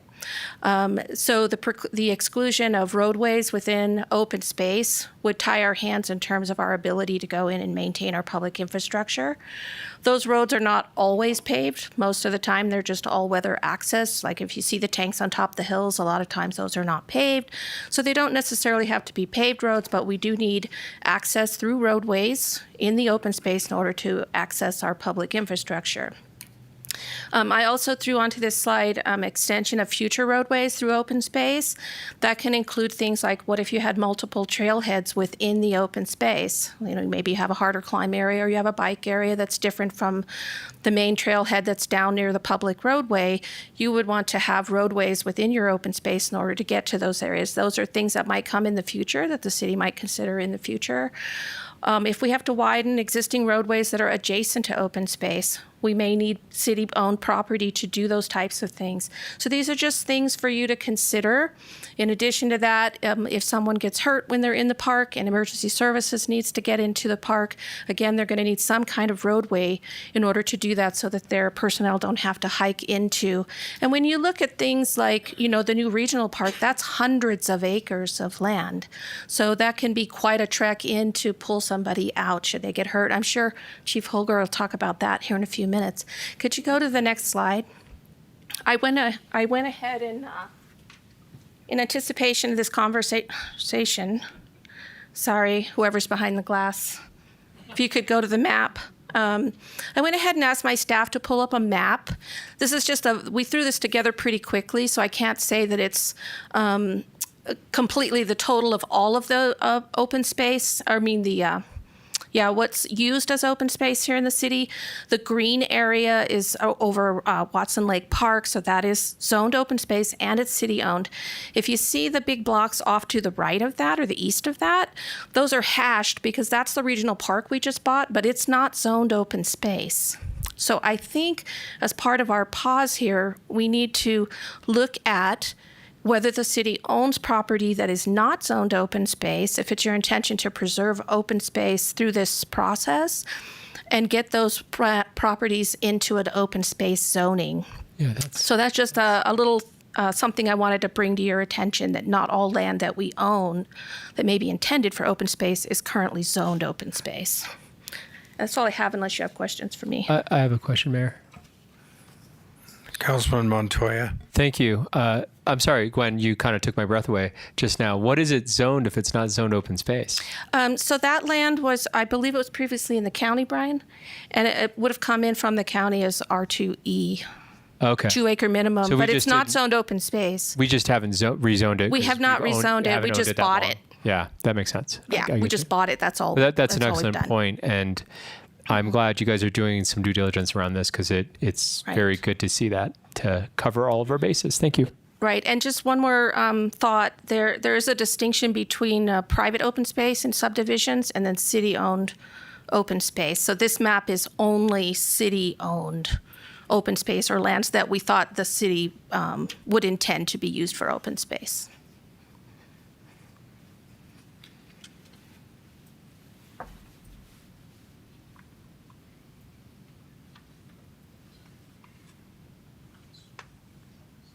Should be fire next, John, and then Chief, if you want to come up.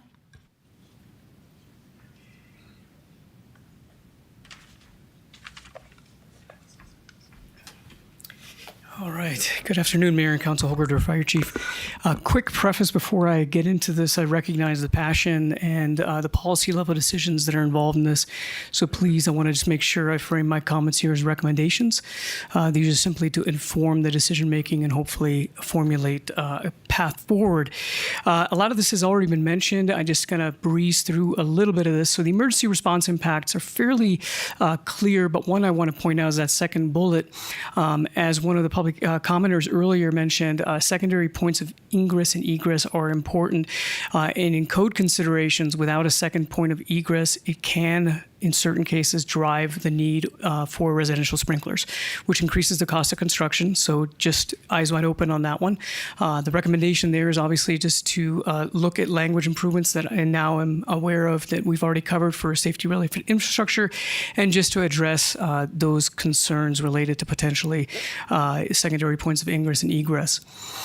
Further infrastructure-related impacts would obviously be what Glenn covered. I share those concerns with water supply, and any of those restrictions would just have to be formed in a way that that infrastructure could be serviced and maintained appropriately. On community risk reduction, a couple of considerations. As you know, our wildfire risk management program is really starting to take off. But when you consider more open space, and this has less to do, I think, with the exact charter amendment, but just in general with the concept, our responsibility to maintain that open space also increases. And wildfire risk risk, as it's a very contemporary topic, is something that we need to consider in terms of the liability impacts. I'm not the attorney, that's Joe Young, but I'm just bringing it up that, of course, with more land ownership and with more restrictions, also could be the need to maintain that, mitigate that, so that somebody else isn't impacted from a fire that starts on our open space and extends into somebody's home, for instance. The other component of that is, of course, the taxpayer cost. As that program grows in scope, demand, we would obviously likely ask for either additional contracts or additional staff positions to help accomplish that work and have the fuel breaks in place. The recommendations there, obviously, just to study it on those staffing costs, do a little bit of a projection. I don't have a crystal ball either. And then also to figure out if those mitigation activities would be limited in any way by that charter amendment. For instance, the difference between mastication, prescribed burning, those are some things that I think we should at least discuss. And we definitely have experts that can advise on that. And the last thing is workforce housing. This is a little bit out of the scope of the fire department, but it's just a point to consider that it is seen in other communities that as more open space expands, the cost of housing increases. Again, I'm not making a political statement here, which is why I brought my references there from peer-reviewed literature. It's just something that I want folks to understand, that as we're wrestling with workforce housing and the need for more affordable housing, that's just something that maybe should be part of the conversation, simply so we can, talk to the public and say that is something we considered when we looked at that. And unless there's any other questions, that is it from the fire department. Councilmember Rusing. Thank you, Holger. You bring up some very good points, especially concerning mitigation. The fires in California, I've been impressed with how heavy the brush was, and they had these beautiful state open open space parks, and nothing. There was never any firewizing going on. So we got to make sure we don't tie our hands to be able to firewise our open space. Thank you. Yeah, and in response to that, too, another consideration is the Prescott National Forest is very good at making sure they maintain their forest and the risk that it impacts us. We would obviously want to commensurately reciprocate and make sure that our open space doesn't impact them either. So that generated a thought in my mind.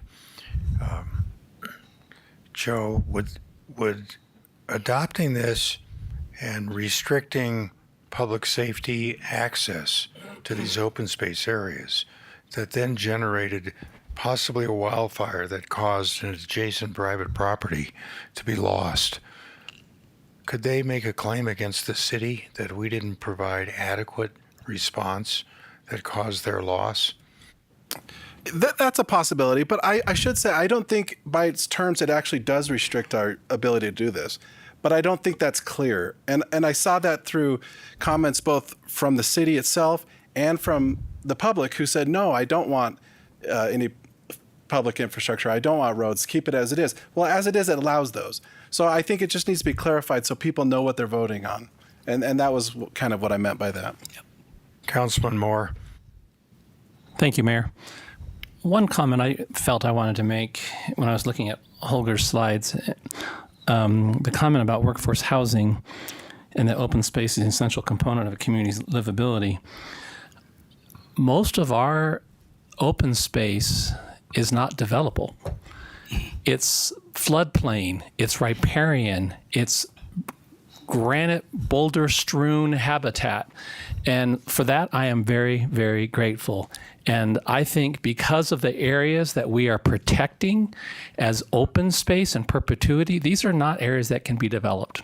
I just think that needs to be considered. I mean, we're not going to be building affordable housing in the Dells or in Watson Woods or in Granite Creek. These are floodplains, these are riparian areas, and I think that point needs to be made. Mayor Pro Tem. Thank you, Mayor.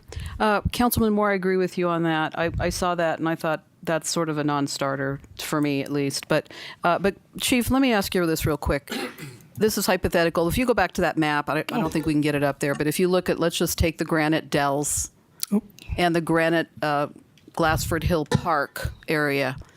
If you were to go in there and think, oh, okay, now that I can apply easements into open space, what would you do if you had a magic wand? Would you put fire, some kind of mitigation up in that open space just in the event that we ever do have a fire up there? Would you circle it with fire mitigation, fire hydrants? I mean, tell me what you would do. Not so much fire hydrants, but I think it's exactly what you mentioned about proactive fuel mitigation. Responsible land ownership calls for a multitude of applications. For instance, we see fire breaks all around the city of Prescott and Prescott Valley, and those are just very commonly used mitigation strategies to keep fires from extending into residential areas. Depending on where it is, obviously we would work with both the state and the Prescott National Forest to make sure we tie that mitigation in with theirs. But that's also where Recreation Services and our forestry crew comes in to be able to perform that work and do that work. We would, as with anything, provide you with a plan, but it takes a little bit of time to figure that out. With the existing open space, we've already had that as part of our risk assessment, but any future open space, that would be part of the consideration that I'm referring to. That's something that to me is just common sense. But I guess because we don't have a crystal ball, we need to make sure that it's spelled out that we have the right to go in there and mitigate for fires, just so that we don't have any arguments in the future. So much for common sense, but thank you. Yeah. Councilmember Rusing. Sorry, my question was answered. Thank you. Any other comments, Chief? None at this time, sir. Thank you. And then our community development director did have some zoning maps and the land use general map. If the council would like to review that, it was all in your packet, but if you have specific questions, I'm sure Chelsea could answer them for you.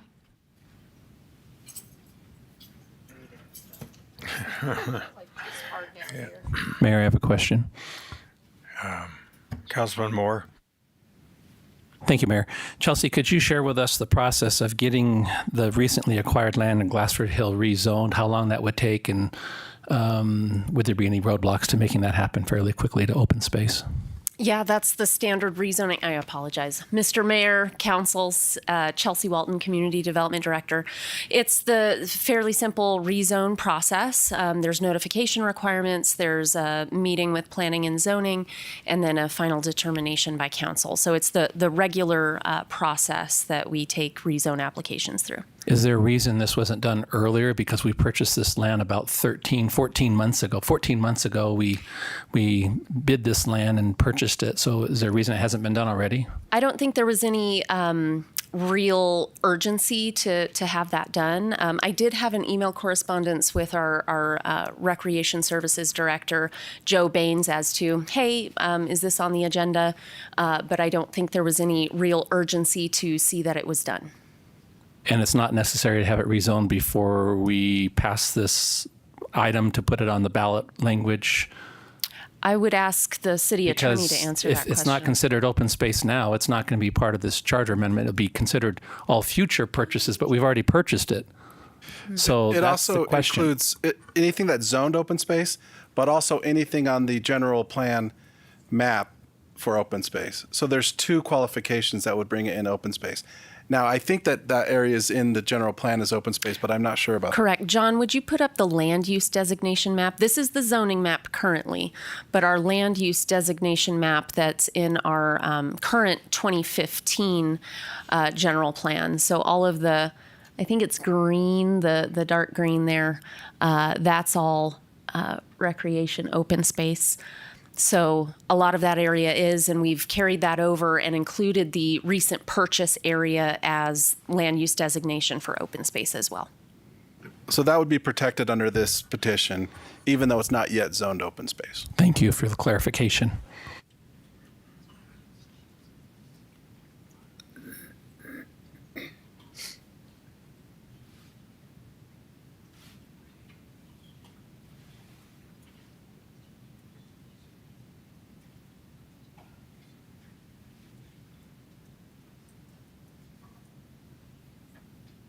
Councilmember Rusing. I'm glad we're having this discussion. We're kind of crunched for time, but I really appreciate there's a lot of public interest, and we just need to buckle down and get this on the ballot. The sooner the better. Thank you. Councilwoman Froworth. Thank you, Mayor.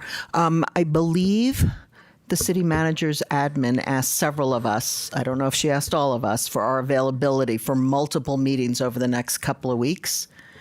Perhaps that could be the basis of scheduling 1 or 2 special study sessions, working sessions, get this thing worked out prior to February 25th. Are you talking about for the kind of one-on-one and 2x2s for some various items? I Yeah, got she asked had- for a blanket, give me all your times you can hold. Yeah. And so she has that. So I don't know if she did that for everyone else. She did. That goes out to everybody. Okay, so then hopefully your office could see all of our availability and find 1 or 2 dates that we could get this thing hammered out. Yeah, we can take a look at that and get something on the schedule. Councilman Montoya. Thank you, Mayor. For what it's worth, Tuesdays are always days that I am available. So I also have no crystal ball. I just wanted to get that on the record officially. But I guess what has been illuminating to me, I support getting this on the ballot for the voters to vote on. I think it's important. I think protecting this open space with the intention that it was purchased with is important. But what's been illuminating to me today is to see the due diligence that staff has done in, frankly, a short amount of time to respond to this petition, and some of the, I always come back to unforeseen consequences or unintended consequences. I think we have to weigh those and be really, really careful. And I liked what Councilwoman Furworth pointed out, which was that, what we learned through 478, we don't want to rush and then try to patch up the language before the ballots get printed, because that still leaves a lot of confusion. And the last thing we want around an issue where there's so much passion and commitment to this process is there to be confusion, or worse yet, outright misinformation. So I'm available on Tuesdays for what it's worth. Okay, I think we've discussed this enough. I think we have a consensus here that we will schedule a special study session, I would think within the next 2 weeks, and be able to work through this and come up with language that then could be reviewed and agreed upon, and then forwarded to the city clerk for preparation to be put on the ballot in August. We can do that. You do have a number of public comments, Mayor, and then you also have the petitioners that have not had an opportunity to address you all yet. So it's up to you how you'd like to handle that. Well, let's go ahead and listen to the public comment and the petitioners. Okay. So we'll get started with public comment. The first card I have is from J.D. Greenberg.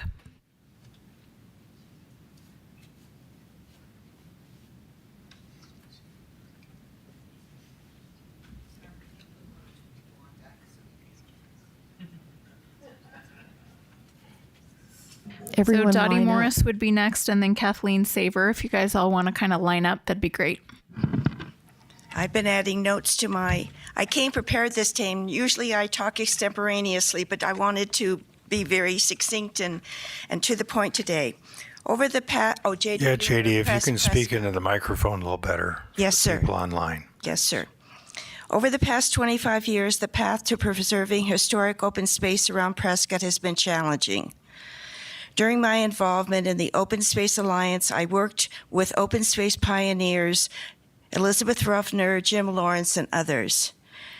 There were many obstacles in achieving the open space we enjoy today, but Prescott residents consistently have voiced their desire to preserve open space in this area.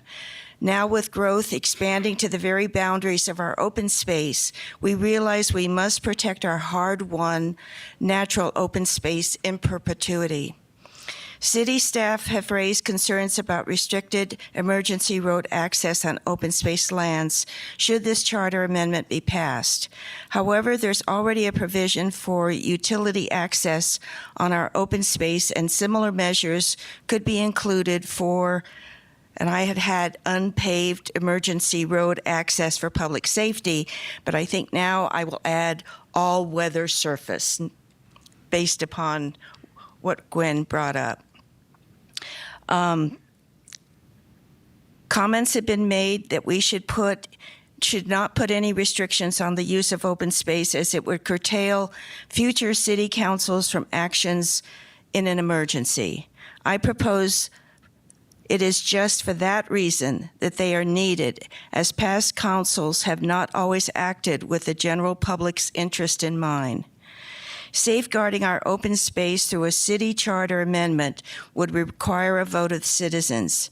Likewise, if any changes were necessary, it could be achieved by a similar vote, which you guys have been talking about. It would not be as permanent as a conservation easement and would be open to more revision by citizens who have fought so long to establish the open space. Ideally, through careful planning and financial prudence, there would never be a need for our open space to be sold. As a member of the 2025 General Plan Review Committee, I regard this protection under the city charter through a voter-approved amendment as the most effective yet flexible means of protecting our open space. This protection was recommended in previous general plans and is emphasized in the 2025 draft plan, along with the recommendation that an open space commission be established. And it was pointed out by the fire chief that in addition to just looking at the acquisition of open space, we need to be paying more attention to its maintenance, because it does tie in with our fire-wise requirements. We must preserve the open space we've acquired if Prescott is to maintain its original appeal that we all love. It has proven to be an economic draw to the area with recreation and wildlife viewing that has bolstered our economy, as well as providing a better quality of life for all of our residents. And we may not have a crystal ball that we all have been talking about, but we do know that we need to protect our open space in perpetuity. Thank you all. Dottie Morris. Thank you. I agree with everything that was said, and I think it is absolutely critical that we protect this area. It is a preserve. It is not a park with lots of swing sets, paved roads, and so on. We're looking at wildlife, something that's unique, our granite dells. It's a gem that we have in this community, this whole area. Nothing like this looks the same in Arizona and in the United States. And if we don't protect it now, we could get a city council along in the future that says this is just perfect for sale. We are in a financial bind in a community. I'm just thinking hypothetically, when New York was at the point of being bankrupt as a city, what if they decided to sell Central Park? Just a few acres. It wouldn't have been much. It would have covered their debt. I don't want to see that happen. I'd like to see this as a charter amendment passed in August. Thank you very much. Kathleen Saver. It's actually sour. Sorry. No, that's all right. Mayor and City Council, I'm withdrawing my request to speak. Thank you. Okay. Walt Anderson.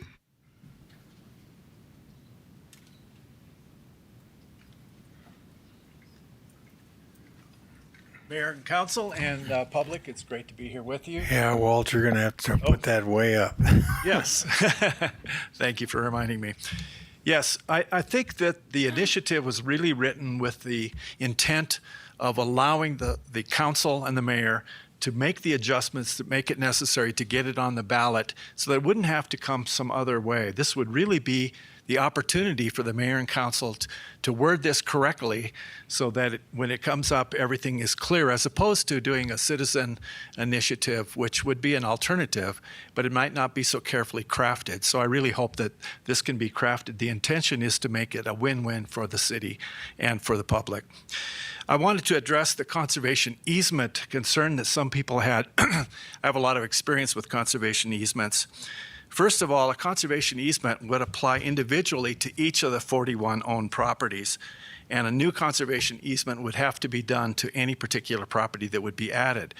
The proposal for the charter amendment would apply to all of them universally. There wouldn't be all of that additional thing. A charter amendment would be managed by the city itself, probably Recreation Services, whereas if it were a conservation easement, it'd have to be managed by a land trust through another government entity, which would be pretty rare, and future problems if the land trust failed. In fact, this is rarely done by municipalities use a conservation easement. It's very effective for protecting ranch land from development because the landowner can receive a benefit in the taxes or direct payments. So it's a different kind of cat when you're talking about a city. Okay. Each property in a conservation easement would have a deed of conservation easement and a baseline documentation work. There's a lot of work that goes into that. Imagine doing that for 40 properties. That would be totally unnecessary with the charter. There's no upfront costs to the charter other than clerical and a little bit of additional ballot language, a few pieces of paper. It'd be nothing. But in terms of a conservation easement, every property would have to have an endowment or trust fund set up, and it can be a very significant amount of money. We're talking about millions of dollars, and it would have to be based on appraisals for each of those 40 properties. Can you imagine what that would cost? So it's really prohibitive. The oversight would be by an easement trust managers if it was a conservation easement. There'd be annual inspections and reports, and there could be legal ramifications. The public will do your oversight for you with the charter amendment. The public will go out there and say, we have some encroachment on this property. Also keep in mind that most of the things that have been concerns here have not really been directly related to the language, which is about sale, lease, or disposed of. It's not talking about those management things, which are very clearly covered in the Open Space Master Plan of 2008, of which I was one of the authors. So it's really, most of those issues are really not a concern because that's not what the amendment is asking about. It's flexible. It doesn't tie the hands of future councils. Significant changes are done through voter approval. So you make a good case. You take it to the public and it's done. If you have a conservation easement, it's in perpetuity. Your hands are tied in that case. Future councils would have no further recourse. It does allow the necessary easements, but if you have a conservation easement, there's no recourse. You have to deal with it, and you would have to negotiate with a trust manager and probably not get it. And finally, it honors the will of the people, as has been mentioned before. This is what the people want. And otherwise, an administrative decision by 4 people could really upend this. I have copies for each of you. Thank you for your time. Roy Smith.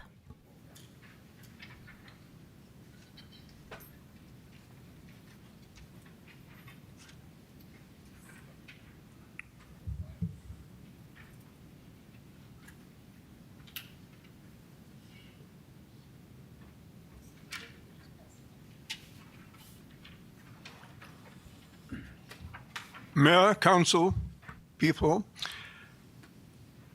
I've come to support the open space initiative proposed by 2 of our citizens here.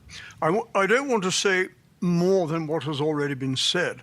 I support everything that Walt Anderson has addressed and shared with you, and with Dottie over here. There's little more I can say other than I would like to bring our attention to some of the concerns I have, and we should be aware of those. I look back 20 years ago when there was a citizens' initiative, and it was dishonored by that council in terms of how it was used, how it was intended. It was abused by a council 20 years ago. That cannot happen again. And my concern is that future councils more than likely will be in a position to want to change that open space to commercial development. There is no question in my mind that will be a petition that will be raised by people in this community. Therefore, we have an obligation to the citizens of this community to enact what we need to do. Thank you. Tana Karen.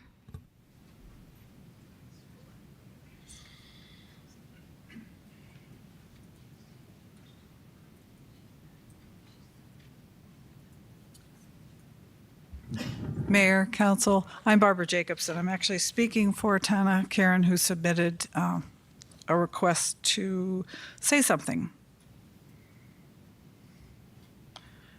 Sorry. The overwhelming majority of Prescott citizens appreciate nature and beauty and have for long decades valued, requested, funded, and fought for open space.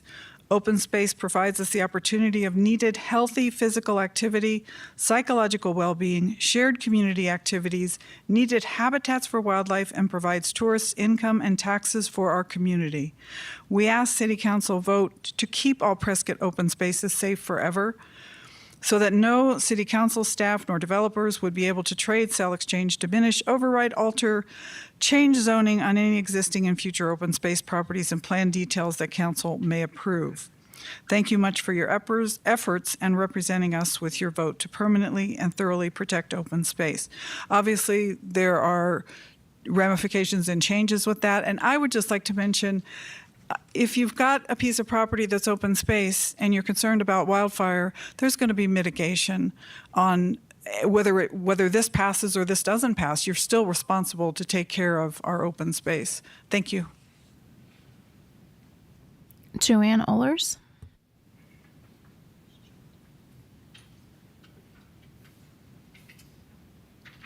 Hello, Mayor Pro Tem and Council, and everyone else who's here today. I'll just make this very brief. I'm Joanne Ullers, representing Save the Dells today, and I appreciate the opportunity to speak. Save the Dells supports moving the additional charter protection language for other city-owned properties to a vote of the public. And we're all in. So we're happy to hear that negotiations will occur on perfecting the language, and we hope to be listening and participating. Thank you. Ralph Hess.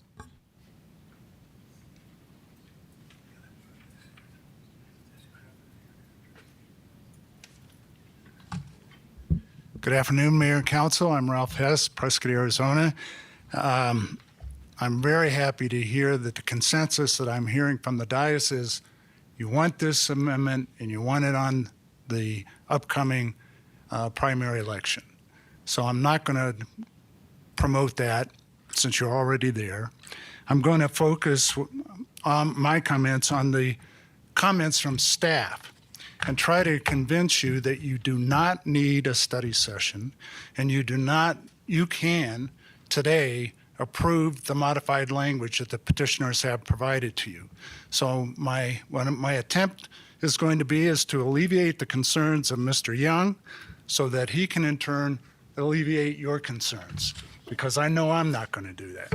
So with respect to the legal concerns, as Mr. Young pointed out, petitioners are going to change the language, or offering to have you change the language when you approve this petition and approve the ballot language to allow for easements that are not for utilities, and so for utilities that other than utility easements, all others. Those are the only ones that are prohibited are the ones that are other than utility easements. With regard to prohibiting conservation easements, the way that can be handled is in the event that the city later wants to put a conservation easement on any of this property, as ill-advised as it is, according to Mr. Anderson, what you heard from Mr. Anderson, all you have to do is put it on a ballot and ask the voters to let that particular parcel be subject to a conservation easement.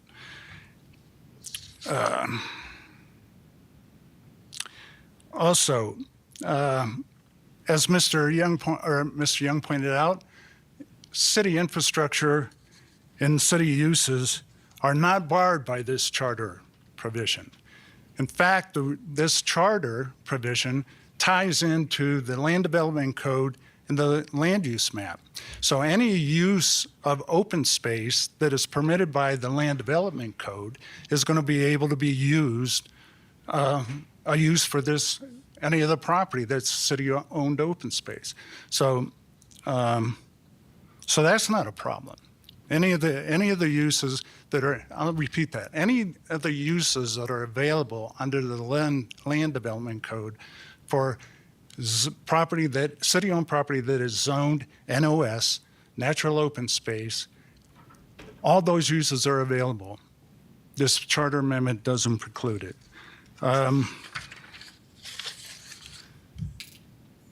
Regarding the removal of the term redesignated, that's not a good idea. And one of the reasons is, as we saw with the land use map designation of the Granite Glassford, whatever the name of that preserve is going to be, that is currently not zoned natural open space, but it is designated on the land use map as open space. So this charter prevents redesignating city-owned property that is designated as open space on the land use map to some other designation. So it's important to keep that in there to protect it. Once again, if the city decides it wants to redesignate anything that's designated as open space on a land use map, all you have to do is take it to the voters and convince the voters that there's a good reason to do so. Okay. And actually, those concerns, a lot of the concerns that we heard from the other departments are covered by those concerns that are addressed by the legal department. The fire department's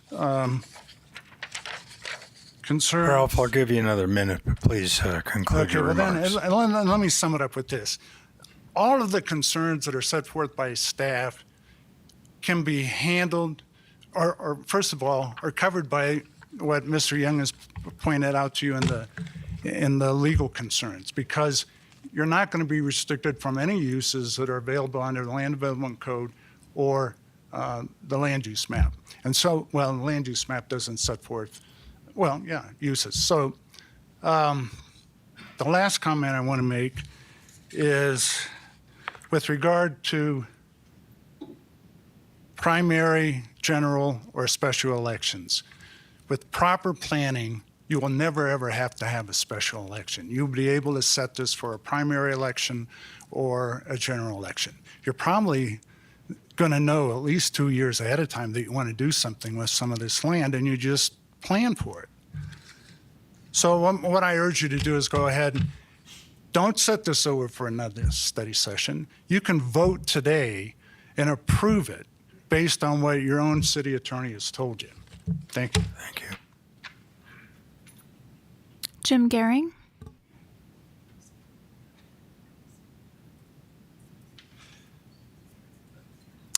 Mayor and Council, good afternoon. I agree with the direction Council's going. The one thing I would say is you have to be very careful about easements. A lot can go on in an easement that the public may not want. And so when we next discuss this, I'm going to be advocating for some form of public input no matter what is proposed in these parcels. I'm assuming that in the study session there'll be public input allowed. Is that correct? Okay. Say again. Yeah, it'll be public. All right. Thank you very much. Stephen Menzel.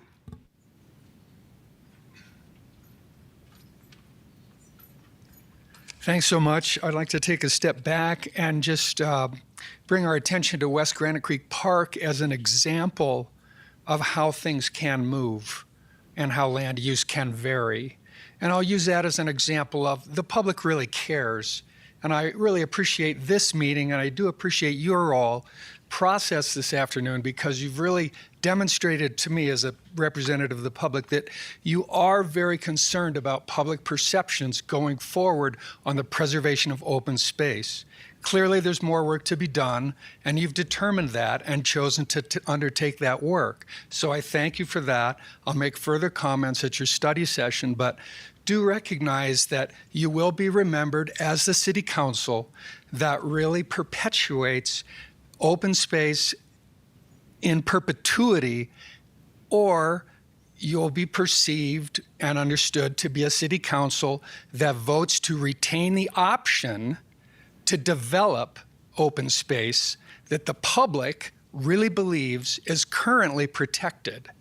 When I talk to my constituents, the real reaction is, really? You mean it's not actually protected yet?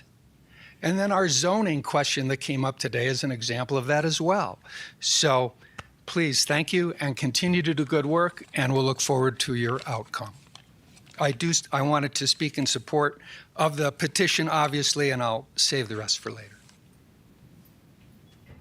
James Knopp.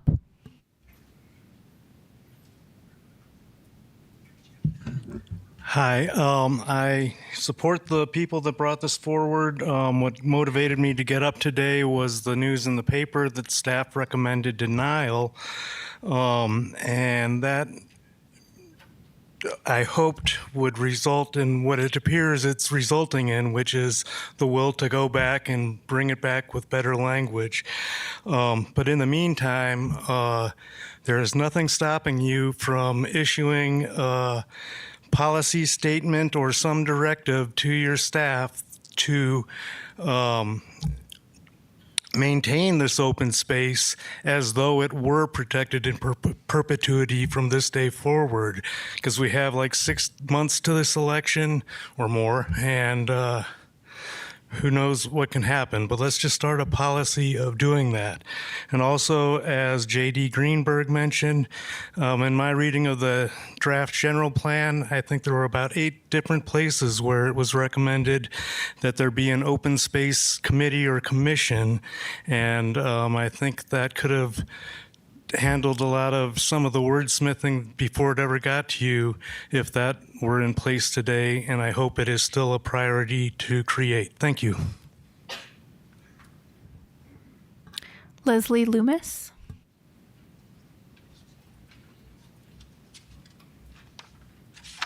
Hello, Mr. Mayor and council members. Thank you for this opportunity. My name is Leslie Loomis. I'm a Prescott resident. I moved here in 2001 because of the open space. And my taxes have been paid since 2001 to buy that open space, and I only recently found out that it wasn't protected yet. So I just want to add my words to what everybody else said before. I want to say what they said. And I fully support getting this on the August ballot, and please do your parts to represent the voters' will, the people who voted in 2001 to buy this open space in the first place. Thank you. And Mayor, that is all for the public comments. The next card I have is from the petitioners themselves, Ms. McMahon and Mr. Moyer.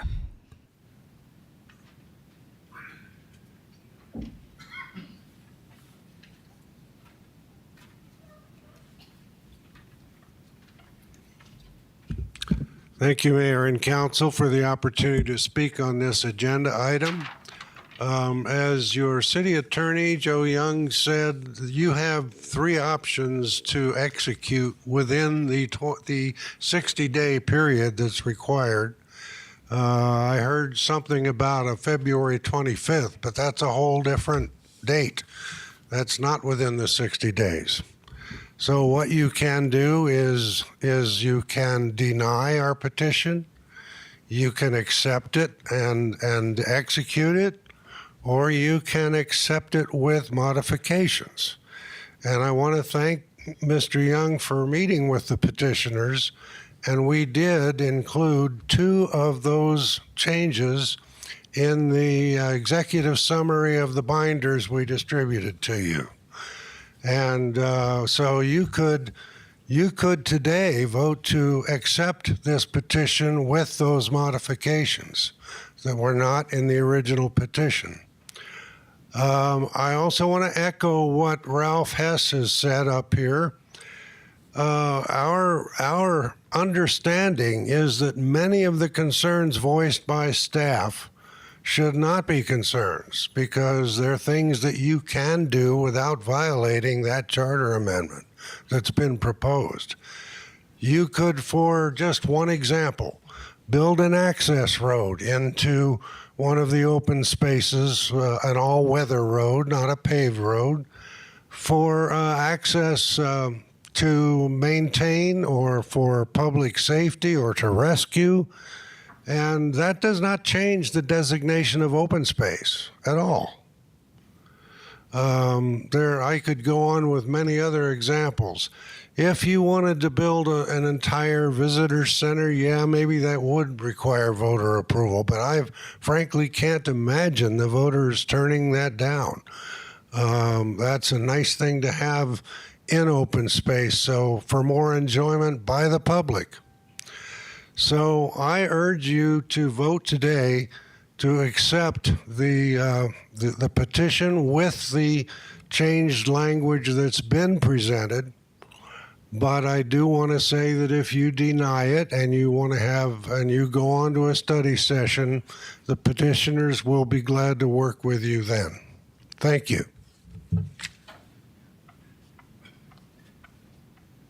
I'll be my own Vanna White here. I did bring this large map, so for the public, I just wanted you to see that the red spaces are the open space that we have today. And if you will notice, this is Please speak into the microphone. We have people online that are watching. This is undeveloped in the red area here. That's all the Granite Dells. That's Glassford. Yeah. Okay. Thanks. I do have a Vanna White. Okay. So I do have prepared remarks, Mayor and Council. Thank you very much, and I appreciate you spending extra time here. Today, Bonnie McMinn, I am the petitioner. And I'm gonna make a daring statement. I do have a crystal ball. And my crystal ball says, first of all, we cannot anticipate every single contingency. And so if we were to plan like that, it would be impossible. Yeah, I'm through. Yeah, he's happy now. But my crystal ball says, let the voters decide. So when there is something that comes up, the access road, which, as Mr. Young pointed out, it's your land.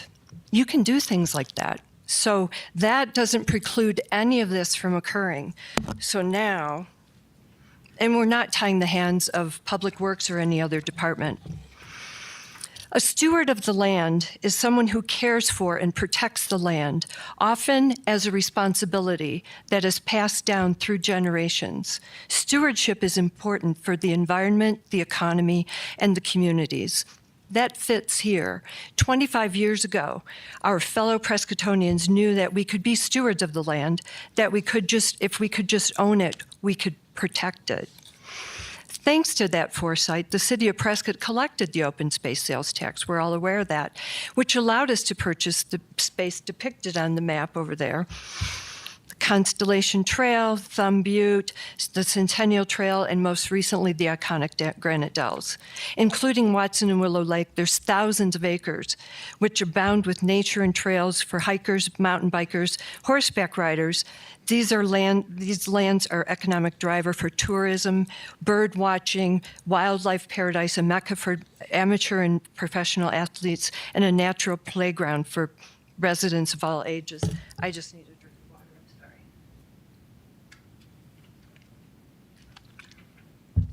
I'm sorry. Our landscape is our treasure, and it should be a treasure for future generations. The citizens cherish these lands. We chose to tax ourselves. We gave the city the financial means so that the land could be purchased and protected in perpetuity. We voted in support of 2 general plans, which explicitly and implicitly contain similar language for open space charter amendment. In the city sponsored 2023 survey, which the sustainability people brought up, 91% of the respondents highly value our natural environment. And as many have said, most citizens incorrectly believe that these lands are already protected, and they're not. We wish to extend our thanks to City Attorney Joe Young for his willingness to meet with us and his willingness to share his legal concerns. I do believe that we have taken care of a lot of those concerns. We presented the modified language, and as petitioners, we welcome the opportunity to discuss with staff anything. We've not had that opportunity to do so. We've been waiting. Everyone's been waiting. At first blush, staff's impact slides justify the voters' worst fears.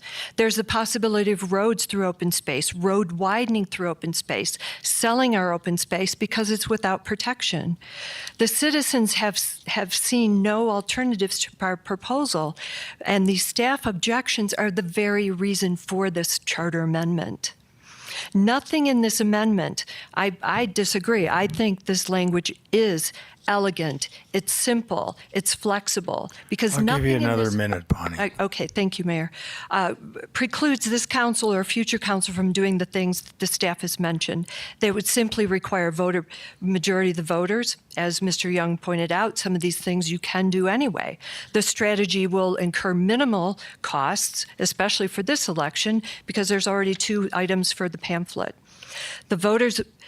Prescott voters voted to approve the measures starting in 2003, et cetera, et cetera. The word legacy comes to mind.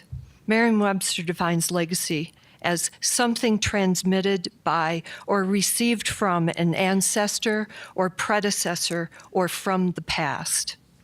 This could be your legacy in serving the people of Prescott. Consider our heritage and the gift that each of you could give. Because if you won't protect our open space, who will? Let's finish what was started, because if not now, when? And I thank you, and we are very willing to discuss keep going, talk about it, and work it through. We've got good language. We're willing to work with the council. Thank you very much. And Mayor, if I may, just address some of the comments by Mr. Hess and so forth.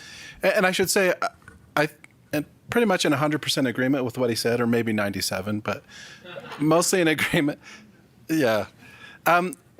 But, you know, Mr. Hess is a lawyer, so am I, so we speak that same language. So we addressed kind of all the concerns that I felt like was there, and we left the meeting thinking it's ready to go forward.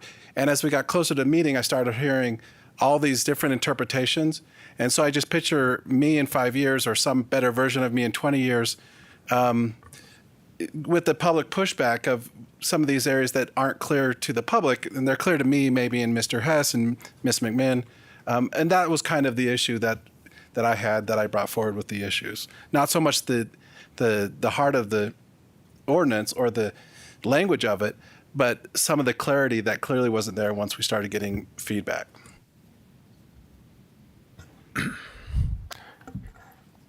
Councilman Gambogi. Well, it's an hour later than when I suggested we move on. Do we have any more public comment? We do not. If we went to Merriam-Webster and looked up the word micromanagement, they would have a video of the city council meeting. I want to take a minute before we do anything else and share with you some core beliefs that I need addressed before I can move forward on this proposal. When Proposition 478 came up, we on the council went out to campaign it. Why? Because in my world, residents' lives were at risk. I think Holger was talking about close to 12-minute response times, and he wanted to get it down to 6 or 8 minutes. I supported that. I took a different tack than other people. I went into the lion's den and debated 478 with the naysayers, even going so far as have a live debate on KYCA with 2 naysayers, Dallin and Mark Woodfield and I. And at the end took some pride in the fact that one of the naysayers changed their position and supported 478. What I'm hearing here from you is kind of what I heard from 478. It suggested that some future devious council is not going to stay the course. 478, the argument was, well, the language is so bad by this guy that they could take money out of 478 and move it to something else. And I reminded them what I will remind you. We had a proposal for a cell phone tower on Pioneer Parkway. You didn't want it. You came out. You were vociferous, and the council voted it down. You didn't want a traffic light, even though there was a fatality at the corner of Gale Gardner and Fair Street. You didn't want it, and you voted it down. I have a little trouble, and I need this to be addressed, of impugning future city councils when the real responsibility resides with you. The second concern I have is, last time I checked, we are a constitutional republic. We're not a democracy. And you elect officials to do the right stuff. And if they don't do the right stuff, you elect somebody else the next time around. This proposition looks a lot like California, where the legislatures abandon their responsibility and you go out to the public. So I need to feel a little more comfortable about that. And my third concern is sometimes we need to react, and waiting for an election or calling a special election is extra money. So I've expressed those three concerns before. I still have those three concerns, and I'd like them to be addressed before I could move forward on this. Councilmember Rusing. Thank you. There's an old saying out there, fool me once, shame on me, fool me twice, shame on you. And I'd like to go back to the 2000 ballot measure that due to poor language, didn't specify a percentage as to what part of the money tax went to roads and what part went to open space. And as a result, the councils decided to spend it all on roads. So we remember that, and we need to make sure we don't have it again, do that again. And we're just going by past performance of city councils. And I don't blame the public, because I remember voting for it and then being chagrined as to what happened. So I think that having a study session to tune this up, getting it on the ballot, is the will of the people, because I believe in we the people. And what I'm looking at today is we the people. And I want to thank you for being here today. And I really appreciate your input. Thank you. You know, Joe, I think we need to designate this as a special meeting, not a study session, because otherwise study sessions usually don't require a decision. Right. And we would be voting on this at that time. I think that's all the direction we need, is that it be a special meeting with the opportunity to vote on it at that time. So our options are to vote to approve it, vote to deny it, or vote to deny it with a condition of a special meeting to be scheduled within the next, I think, probably 3 weeks, no later than February 7th, and have that meeting posted, and then we'll review all these concerns and then make a decision at that time. That's correct. You can do any of those things. I mean, there's more options than that, to be honest, but those are the three that's been discussed. Are there other options? Well, I'm afraid to ask that question. So let's kind of keep it focused here. I think that's pretty much the consensus of what the council wants to do. So I'll entertain a motion. Mr. Mayor, I move to deny the proposal with the understanding we'll have is it study session? A special actually be a voting session. To refine the language before moving forward. And date specific before February 7th. I agree. I second. Okay, we have a vote. We have a motion and a second. Mayor, if I may, Mayor, can I just clarify what a yes vote means and what a no vote means, just to make sure I know how I'm voting here? Joe? A yes vote would be to deny currently, but to set it for a special voting meeting within 3 weeks. Thank you. Okay, we have a motion and a second. Please vote.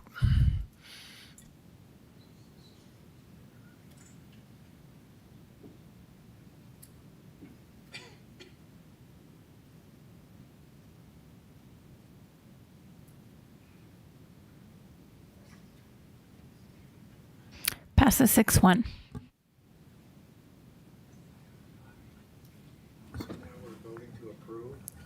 No, that was Mayor, a vote so- to deny presently, but to set it within 3 weeks on a special meeting to rehear it with the amendments. Well, I vote to approve the denial. So please. So then it correct the vote. passes 7-0. Thank you. And council, just for all of your edification, Amber did send a follow-up email. She has only heard back from 3 of you regarding availability. I'm sure the 3 of you that have responded know which 3 it is. So if you have not responded to her, please get back to her so that she and I can coordinate scheduling the special Are you meeting, saying okay? 3 people are looking at their cell phones during council meetings? No, I'm saying that 3 of you hadn't responded to her email previous to a couple weeks ago. Mayor, would you like me to read the title for item B? 12B. 12B, approval of new rates and fees at the Prescott Regional Airport, Ernest A. Love Field.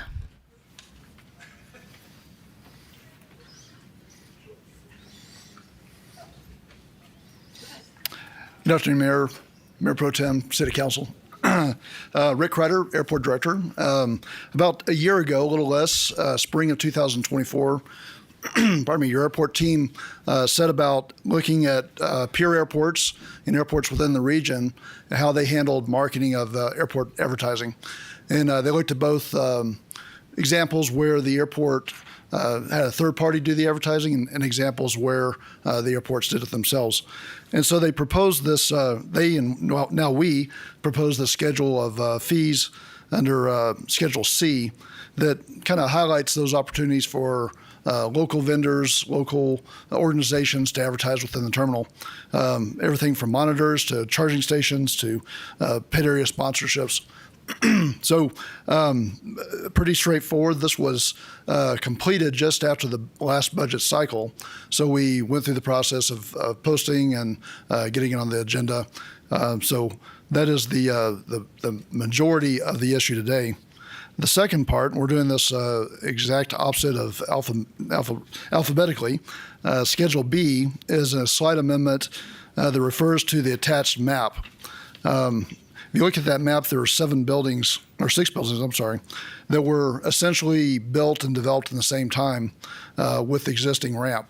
Over time, the properties were sold and they were independent properties. Each of them had responsibilities for adjacent ramp, which became really quite dysfunctional.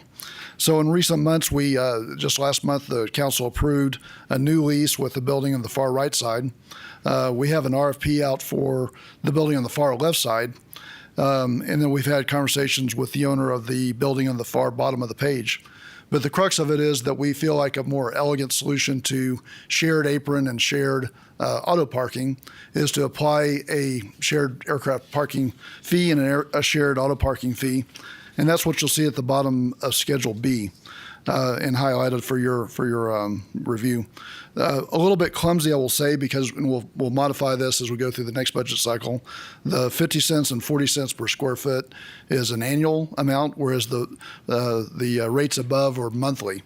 So we make that footnote. Again, we can clean that up, but essentially it applies to the square footage of the hangar and the buildings for the upkeep of the ramp and the auto parking, so that it's shared and it's a little less clumsy, because the reality is that some of the apron in front of those hangars is taxi lane versus aircraft parking.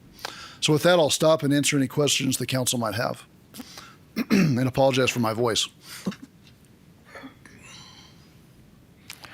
Councilwoman Fruworth.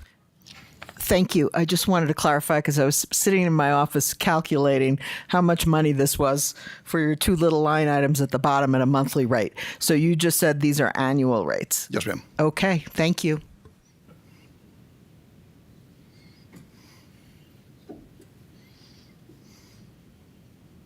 Councilmember Rusing. Yeah, Rick, when was the last time these fees were looked at? How long have they been in place? Well, the balance of Schedule B is reviewed annually through the budget process, and we'll bring those to you for consideration in the next budget cycle. The bottom two are brand new fees, and again, a new methodology to share those assets as opposed to making each individual building owner responsible for a small piece of it. Okay. All righty. Thank you. You bet. Mayor Pro Tem. Thank you, Rick. So basically, I'm reading 4%. Is that pretty much what it is? For the ramp and the auto parking? Yeah. 50 cents and 40 cents annually. So, yes, I believe that's a few cents a month. Yes. Right. Well, in total, I would say that all three buildings that they apply to represents around $10,000 a year. And again, they're in the one lease that's been approved by council. It's in the RFP that's out on the streets now, and it's been agreed to by the third party. So over time, we'd like to make that comprehensive for all that little enclave of hangars and buildings. But this is the first start. So is this bringing us up to what's a competitive rate for the rest of the country? It is. I think it's a little more modern methodology. Again, if all of those buildings were owned by the same developer or the same person, it'd make great sense. But with individual ownerships, the prevailing methodology is to have a public ramp. It's shared ramp, so you have preferential use in front of your hangar, but it's not exclusive use. Thank you. Councilmember Rusing. I assume there's going to be some owners, hangar plane owners, general aviation people here to speak. But before they do, what has been the overall response from the hangar owners? Well, candidly, there was a little renters? confusion at first. I met with the Prescott Area Aviation Airport Users Association, and members of the advisory committee. And at first, they felt like these fees applied to all the hangars, and that's simply not true. So once I described that they applied to this small enclave that's on the exhibit, there was really no, that resolved their concerns. And again, we have different methodologies for different areas of the airport. The T hangars, for example, we maintain the ramp in front, and this is absolutely not the right vehicle for that because we build that into the price that we charge for the hangar. All right. Thank you. You bet. Very good. Any other comments or concerns? Do we have any public comment? We do not, Mayor. I'll entertain a motion on this. Mayor, I move to approve Schedule B, newly added annual fees for the shared ramp, apron access, and shared automobile parking, and a new Schedule C to the airport, monthly rates and fees for the airport, Prescott Regional Airport. Second. Very nicely done, by the way. We have a motion and a second. Please vote.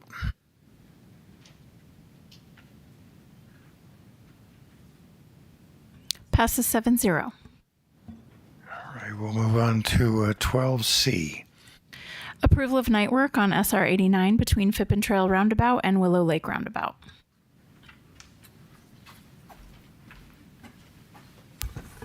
Good evening, Mayor and Council. Tim Sherwood, Public Works, Capital Program Manager.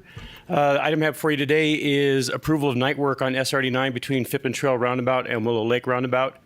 This is related to the SR89 project that Council approved the design contract for in December. Kimberly Horn submitted a right-of-way permit and traffic control plan that's attached to your Council packet. Requesting night work and closure of SR89 facilitate service and subsurface geotechnical investigation and aid in the design and placement of the new effluent and sewer mains. The work hours would be from 7 p.m. to 5 a.m. The week of January 27th through January 31st.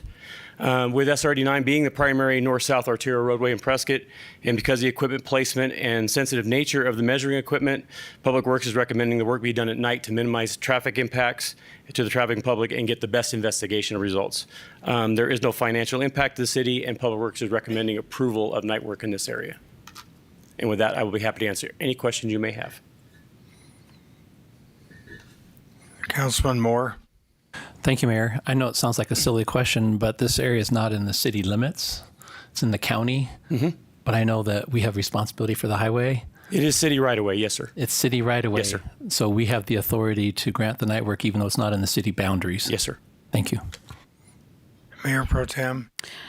Hi, Tim. Given that we just went through that water main break down there and the inconvenience closing that whole area caused for a lot of people. Will you give the public a lot of notice so that they can plan for that? We'll be noticing, like I said, the work will be done, the closures will be strictly at night. Right, but will you let them know? That yes, we have provisions to let especially the residents in the area know. Yeah. And the residents in the area will be able to come and go as needed.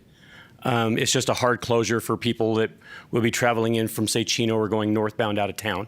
Yeah. And it'll be primarily the same detour route. They'll be detoured over to Willow Creek Road, back to Pioneer Parkway or SR 89A, and back to 89 again. So just out of curiosity, how far ahead do you post that out there on the actual road? Is it a week, well, a day? the message boards and stuff will go up at least a week in advance, Okay. and then all the pre-warners, and then, like I said, there are flyers that are going out as well. Yeah, I had a few emails from some nurses that even if it's closed in the middle of the night, it's going to be difficult to get to work. So just wanted to find out about that. Yeah, it'll be posted well in advance of both the 89A interchange for southbound traffic, as well as on 89A for anybody that's planning on exiting, as well as prior to the Willow Lake roundabout. So well in advance of all the detours. Thank you. Can you make sure that on those postings of the road being closed, there's some really large language indicating how long it's going to be and what time it is? Because some people just come down and they'll see the road closed, and boy, we'll hear about it. Yes, sir. Yes, sir. Any other comments or concerns? Any public comment? No, Mayor. I'll entertain a motion then. Mr. Mayor, I move to approve night work on SR 89 between Pippin Trail Roundabout and Willow Lake Road Roundabout. Second.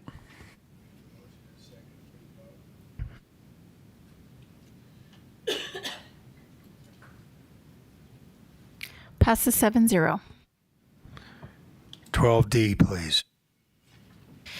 WSA 24-045 and WSA 24-046, approval of 2 water service applications submitted by Dibble Engineering on behalf of owner Embry-Riddle Aeronautical University, location APN 106-03-004, comprising 240 acres in T14N ROW, section 03 SE14. Good evening, Mayor and Council. I'm Brian Reese, the Water Services Environmental Services Manager for the City Public Works Department. So we have this pair of water service applications are for 2 residential hall buildings within Embry-Riddle University, located within the university as shown on the vicinity map on the screen off of Willow Creek Road. So per the amended 2022 water management policy, a water service application, a water service agreement application was submitted for the project to review the estimated water usage. The applicant's engineer prepared a demand analysis using city appropriate multipliers. The project consists of 2 dorm buildings that will house up to 300 students. The combined usage of the building was calculated out to be 28 acre-feet per year. And the project is proposing up to 4 acres of landscape. And based on the Arizona Department of Water Resources landscape 1.5 acre-foot per year multiplier, that gives an additional 6 acre-feet for a total of 34 acre-feet per year would be proposed with this project. So per the water policy guideline number 14, no single water service application can be approved for over 50% of the remaining semi-annual water budget. If it can't be approved if the project is requesting more than 50% of the remaining budget. So there's 2 options. They could try to refile at a time when the budget has enough water for consider on their project, or they can appeal the 50% rule, which is what the applicant has chosen to do at this point in time. With the appeal, water policy states that the applicant should demonstrate benefit to the city, such as job creation, wages, sales tax, other economic impacts, and other benefits to the city. So attachment 2 of your agenda packet had the demand estimate for this project, which also included benefits that were prepared by the applicant. I'm not sure if the applicant is here. Okay, we have applicant representation here if you have any questions for them. I was just going to summarize very quickly, though, the benefit packages that was put together by Embry-Riddle. They provided economic contributions to Prescott, citing $1.5 million of lease and utilities and fees directly to the city in the last fiscal year. Over 560 local staff and faculty with salary and benefits approximately 42 million. 317 of those faculty and employees residing within the city limits of salary of 22.4 million. 3 million in local payrolls paid to local custodial, dining, bookstore services, and other things used by the university. And in total investment in recent and future in the community, totaling approximately 240 million. Other than the straight economic benefits, they also pointed out other benefits that they provide to the community, including between the student programs and generating of student parents and other people visiting the campus of approximately 26,000 annual visitors outside of Yavapai County coming to the community. Regular usage by residents of their facilities, including the library and the dining halls, and programs provided in the one-of-a-kind Jim and Linda Lee Planetarium. Also, they cited about their STEM outreach program, which brings in children from K to 12 grades from throughout the state every year to the area. So with that, I'll just summarize real quickly. This application is for 2 dormitory buildings for a total of 300 students. We're looking at a total estimated demand of 34 acre-feet per year if you choose to approve this these 2 water service applications. So with that, if you have any other questions, I'd be happy to try to answer. Councilwoman Furworth. Thank you, Mayor. I was the one at the WIS meeting that asked for a very clear explanation of benefits. Our policy says that if you're going to go through an appeal process, it has to be specific to the city of Prescott. So I want to thank everybody for Embry-Riddle. You guys did a fabulous job. I was so happy reading how much you all benefit the city of Prescott, and I will have no problem voting positively shortly. Councilman Moore. Thank you, Mayor. I do have a question about the amount of water necessary for landscaping. That property currently is very native. It's oak, chaparral, pinyon juniper, and I know that they're going to have to create, a pad and clear some land. But if they left what's there, they shouldn't need that much water for landscape, in my opinion. And if we could save some money on some of our water budget on landscaping, I'm in favor of that.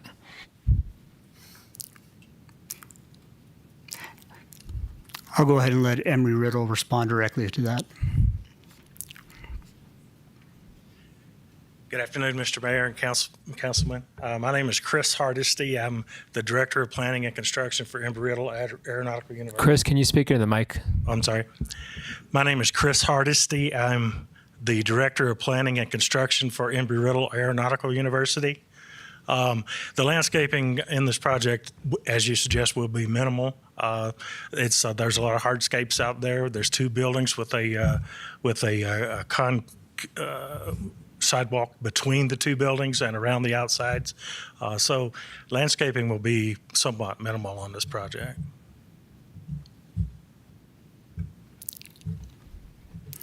And I think in discussions I had with Dibble Engineering, who represents the client, I think they said that this was a somewhat conservative estimate on their landscape. Do you mean to say conservative on the high end? I'm sorry. Yeah, that they were conservative being on the high end of amount of landscape that they would be providing with these buildings. Well, I think it would be nice if we reduced that amount and it stayed in our portfolio rather than have a wide allowance, because if it's not used, it doesn't go back into our portfolio. Yeah, I think one of the problems that the engineers has is that it's so upfront in the process that they're still working on the design plan, so they tend to maybe put in a little bit more conservativeness in their estimates so that they make sure they're a little bit on the high side and not on the low side. Yeah, I think that's one of the problems we have with the worm, is that we don't have a chance to review the actual use. And if it turns out that it's lower than originally approved, then we can pull some of that back and put it into the portfolio for future use. Yeah. Some of the things we're looking at with the long-term water management plan is better usage of the worm and how we can use it more strategically. Right. And I think one other benefit is the fact that if these students now are going to be in student housing, it should free up quite a few rental units that they currently are occupying that would be available for workforce teachers and other people that are looking for a lower cost rental unit. Yes, sir. The university is somewhat remote for students for going to restaurants like McDonald's and things such as that. It's not really something that they can walk to. So many of our students do choose to live on campus, even though they may be from the local area. They still choose to live on the campus and take advantage of the campus's environment as far as food service and services that the campus offers, so that they don't have to get in their automobile and drive down the street, or obviously it's too far to walk, so it's something they'd have to walk to. So a lot of the students on campus choose to move into the dorms as opposed to, as you say, leasing an apartment somewhere to that effect. Very good. Councilman Moore, do you have another question? Mayor Pro Tem Cantelmi. Yeah, I was just curious, in the planning process with any of your campuses, have you ever considered adopting a zero-scaping? Because that would go a long way, I think, for the water usage, especially out here in the desert. It would, and we've taken a look at that, and we've minimalized as much as we can in those environments where the water is shortage, as it is here. Thank you. I appreciate it. Any other comments or concerns? Do we have any public comment? We do not, Mayor. I'll entertain a motion. Mr. Mayor, I move to approve WSA 24-045 and WSA 24-046. Second. We have a motion and a second. Please vote.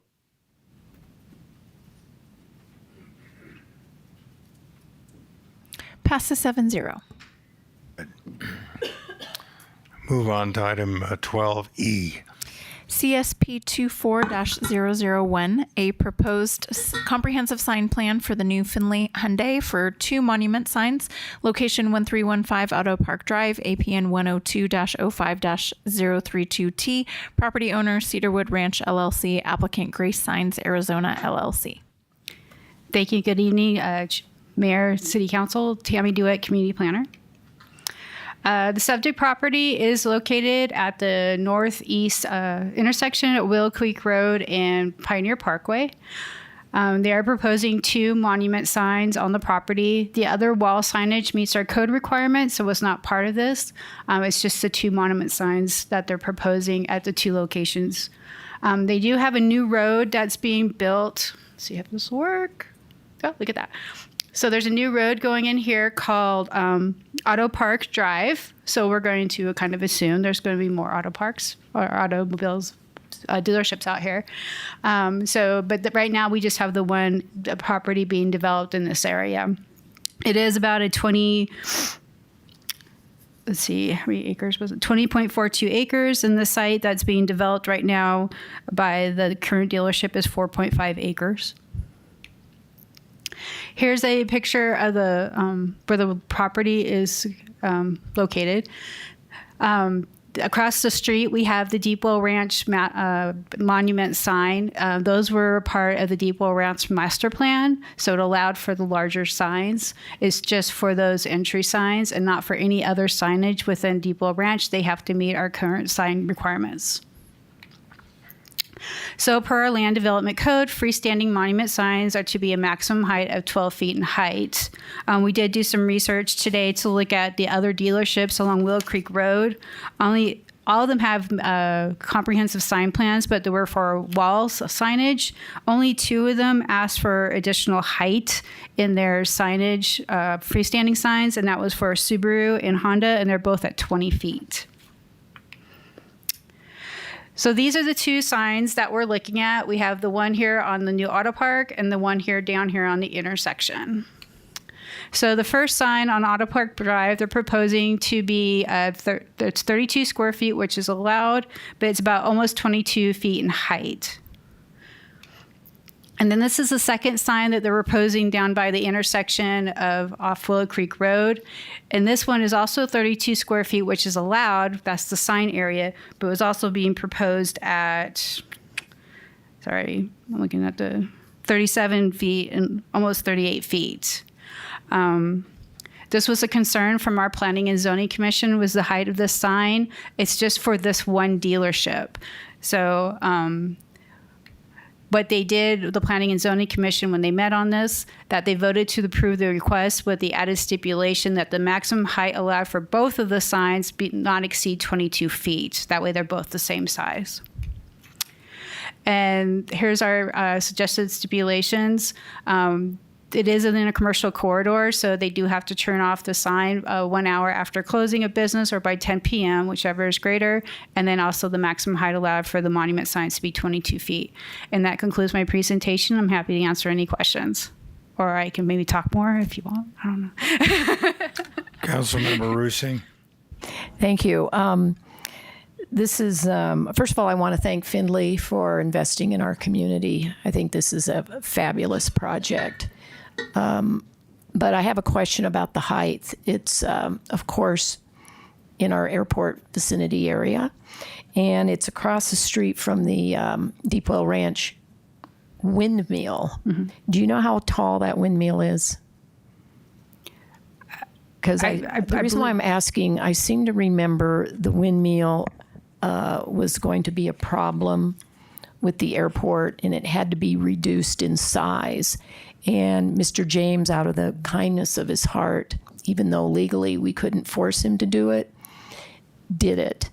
So I was just wondering, is this windmill going to be, are the signs taller than the windmill or about the same size? At 22 feet, they'll be shorter. They're shorter. Yes. So that was some confusion from the applicants. They thought because they're within the Deepwell Ranch master plan, they were allowed the additional height similar to those other signs. That's why they asked for the tall sign.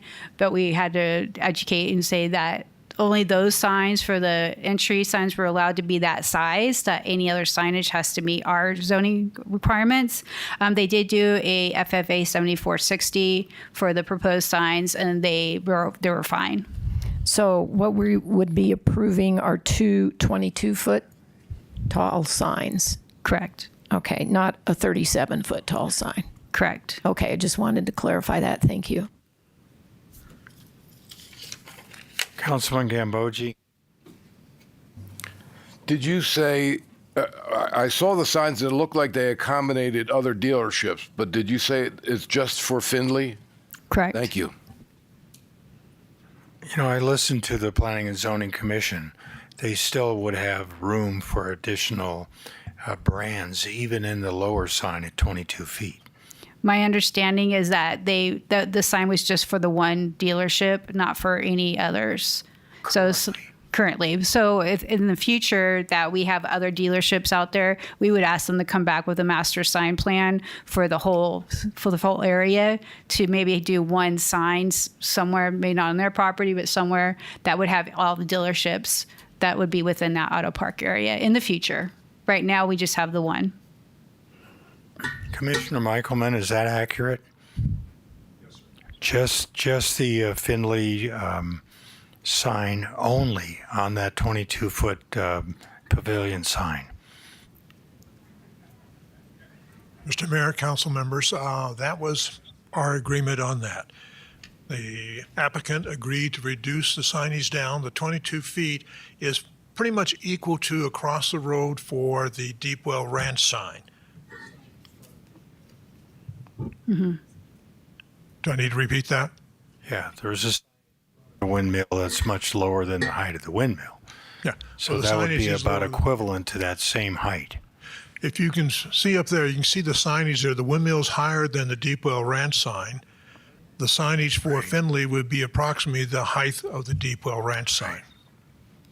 So it's just, Yes, it is.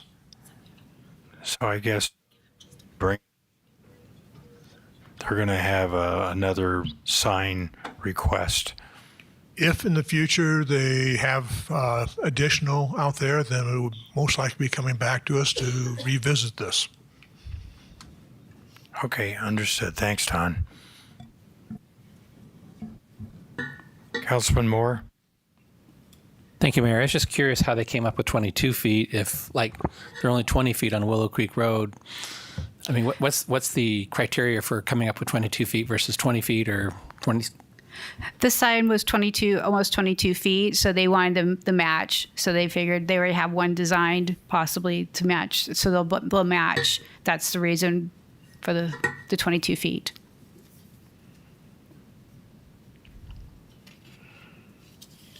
Councilmember Rusing?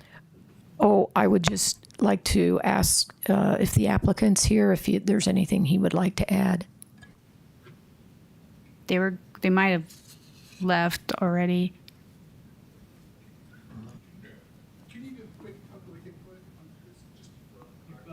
If you want to complete a speaker card at the back, it's the blue cards. The applicant was notified, said or a representative would be here, but they might have had to leave. Yeah, you can see my concern with the sign there because it had two additional rectangles below Finley. But that would exceed the signage allowance? Understand that, please. Okay, sure. But obviously, if Hyundai is the primary brand, they couldn't add anything else to that without confusing the public.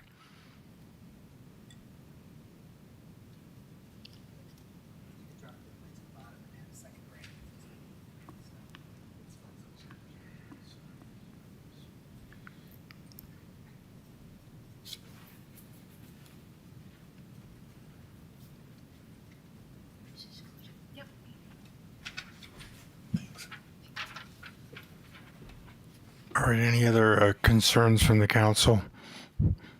No. So we do have a public comment. We do. Gary Wendell.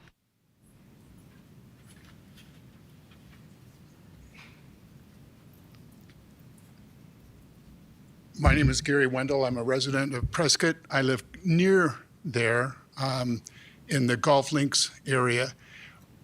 If you go back to what they're saying, an hour after closing or 10 o'clock, whichever is later. I've seen car dealerships stay open till 11, 12 o'clock. If they said 1 hour after closing, no later than 10 o'clock, I think would be a wise move. Thank you. And a quick comment. You folks ran for this office? You folks are nuts. Do you get psychological treatment to go along with this? Thank you. So I assume your name won't be submitted for a candidate, right?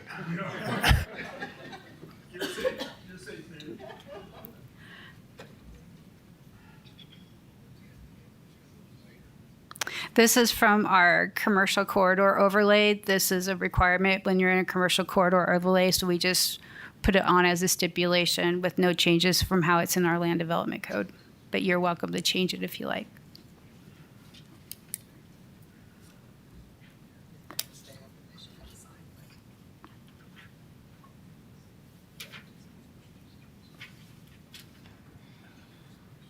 Any other questions or concerns?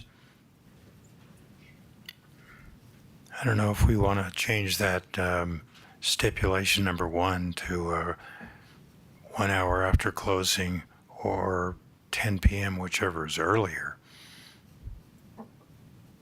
Just take out whichever is later. Just take that out. Just make it 10 p.m.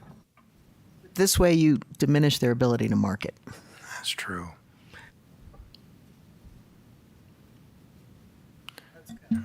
I don't know. I don't want to micromanage that. All right, we've heard public comment. I'll entertain a motion. Mayor, I move to approve CSP 4-001 with the following stipulations. Sign to be turned off 1 hour after closing of business or 10 p.m., whichever is later, and maximum height of monument signs to be 22 feet. Second. Second. I have a motion and a second. Please vote.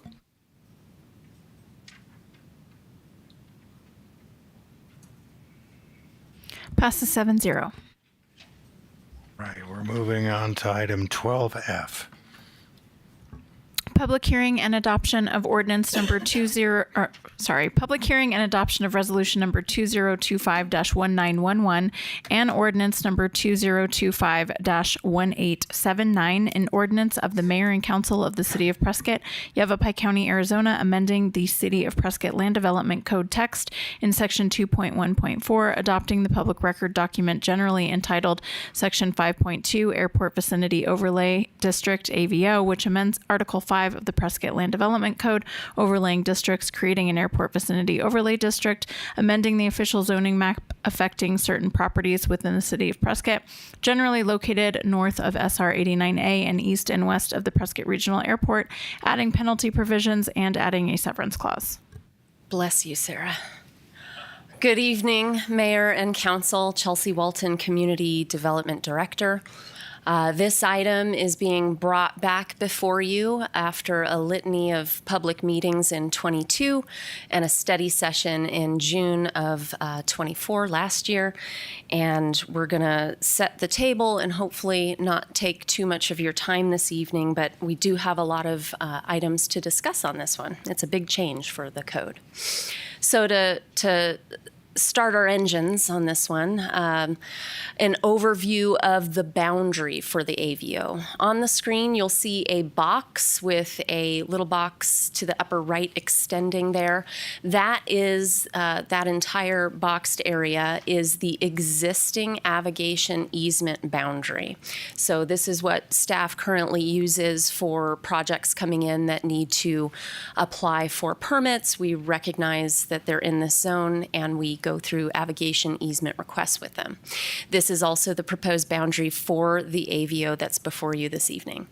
One important note that is on the slide, the AVO cannot be applied to properties that are outside of city limits until the property is annexed.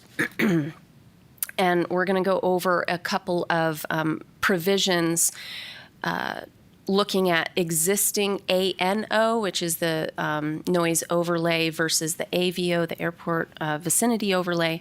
But I wanted to, for the public's benefit, just cite two of the most important provisions as they're concerned, that the AVO, as presented to council today, is being recommended in your packets under 5.2.2, basically exempting property with existing entitlements, and in section 5.2.9, safeguarding already established uses. So this would be applicable to new properties coming in and properties that haven't yet developed and established uses. So digging into the differences between what's in code currently and what the AVO is proposing, both have noise compatibility zones. They are different, but they both have provisions for those. Both have uses that are restricted by those noise zones. Both have mapped noise contours. The ANO, as it exists now, allows for sound reduction construction bonuses, and the current AVO that's being proposed does not allow for that. And that is the ANO incorporating the sound reduction construction elements that allowed for closer proximity of the build to the airport. The AVO does not allow for that because it allows for the different zones. It expanded the airport zone areas. So we'll go over that in a moment. Next up, both require noise avigation easements, as I briefly described in the previous slide. So the proposed AVO before you does three additional things. It adopts safety impact zones, which we have some maps up for you here in a moment. It requires fair notice disclosures, as Councilmember Rusing pointed out earlier in the meeting, very important to have fair disclosure. And then it also protects airspace from encroachment of tall objects. So this is the proposed zoning map. This was the map that was presented to Planning and Zoning Commission, and Chair Don Michaelman is still in the audience. Thank you for sticking around so late, Don, for council to ask any questions of. But this is the zoning map that was proposed and recommended by Planning and Zoning to council. I do have just a brief recommendation that I will go over with you now. This is a zoomed in version of that same map looking at the enlarged area in the north. There's a lot of black lines going on with different noise contours. Based on what Planning and Zoning recommended to council back in December of 22, before many negotiations happened and before Deepwell Ranch and other properties that have existing entitlements were recommended for exemption, this made sense. However, based on exempting properties with current entitlements, my recommendation, staff recommendation, is to simply make this one contiguous future 60 line on the map, recognizing that the text of the proposed amendment change already safeguards the Deepwell Ranch property, for example, as being exempted from complying with that. It's just giving us a cleaner visual of what that black line is and where it goes. It's very discontiguous. So we're looking at potentially, if council is inclined, to just make it a clean future 60 line. Another area here is zoomed in on the west area. This primarily captures the Deepwell Ranch master planned subdivision area. And you'll see that, again, the future 60 line broken in many areas. Again, it does not apply to the Deepwell Ranch as the AVO is written currently. But this also depicts the impact zone areas. I'm going to see if I can do what Tammy does with this nifty pointer. Oh, nice. Thank you. So this is the one indicates an impact area zone 1. And we have tables in the text that call out what the restrictions are for each of these areas. But this is what the numbers are. So impact zone 3, 6, etc. And these are based on the shape of the airport runways and the takeoff and landing areas. So that is the proposed zoning map.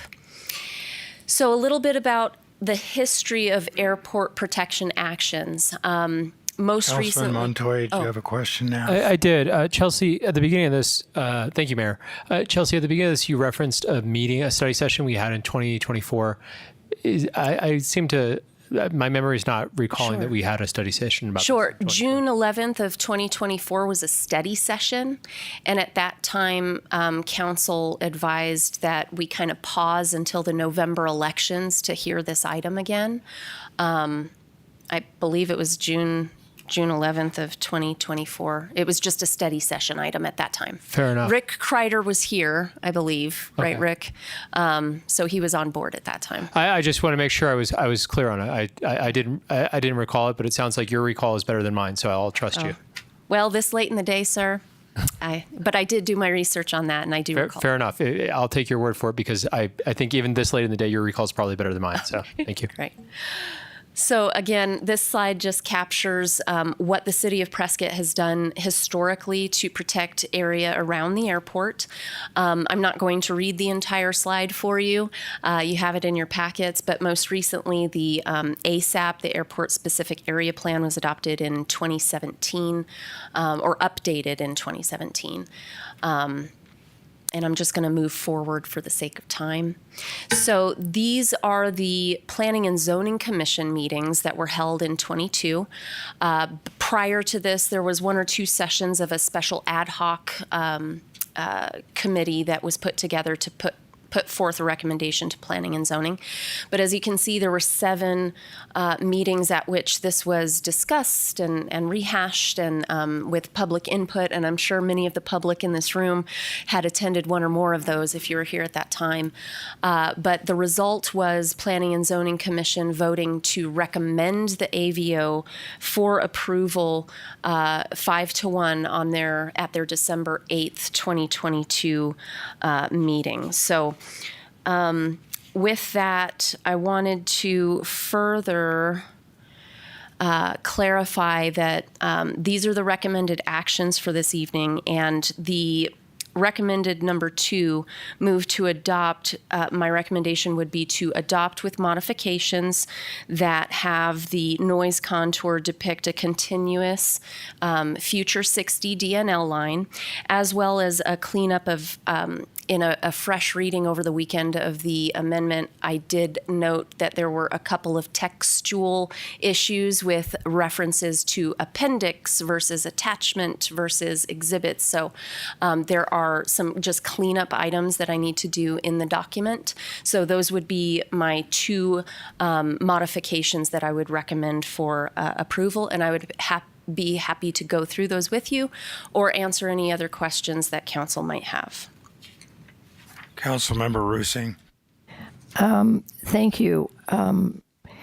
You mentioned that Deepwell Ranch is exempt. Correct. What else is exempt? Property in the county? No. So state land? So the AVO applies only to property within the city city limits. So any property that annexes in would be subject to the AVO. Okay. Oh, Thank yes. you.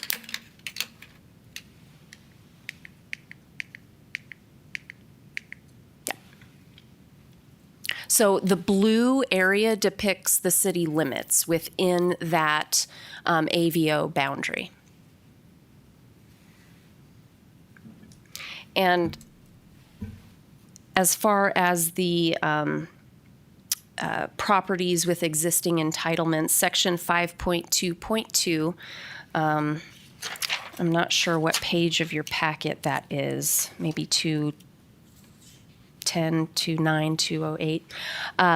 The second paragraph within 5.2.2 indicates that properties with existing land use entitlements, such as protected development rights referenced in LDC 919, including development agreements, recorded plats, construction permits, etc., are exempted from the provisions of this section 5.2 and its subsections for existing developed properties. See 5.2.9, which is the other provision I referenced earlier.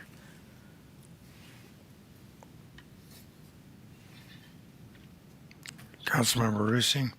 Oh, thank you. Since we're talking about the airport, does our airport director, Mr. Kreider, have any comments, pros, cons? What is he? I'd appreciate hearing some input from him. These AVOs have been around, I don't know, since the 1960s. And they're nothing unusual. Most airports have them. And I'm glad we're finally getting around to one. Well, my observation is that, pardon my voice, it's the dry air. Usually the AVO or an overlay is done prior to entitlement, right? So it informs development agreements and mass developments of property. So it is very typical. We've kind of done it a little bit backwards, but this is what it is. I can tell you that thank you very much. Our advisory committee is very pro AVO. They feel like this is a good cleanup, a good mechanism to move forward, set the stage, honor the development agreements that are in place, but do the right thing and put responsible informing in place so that future developments really follow the mold, if that helps. Pardon my voice.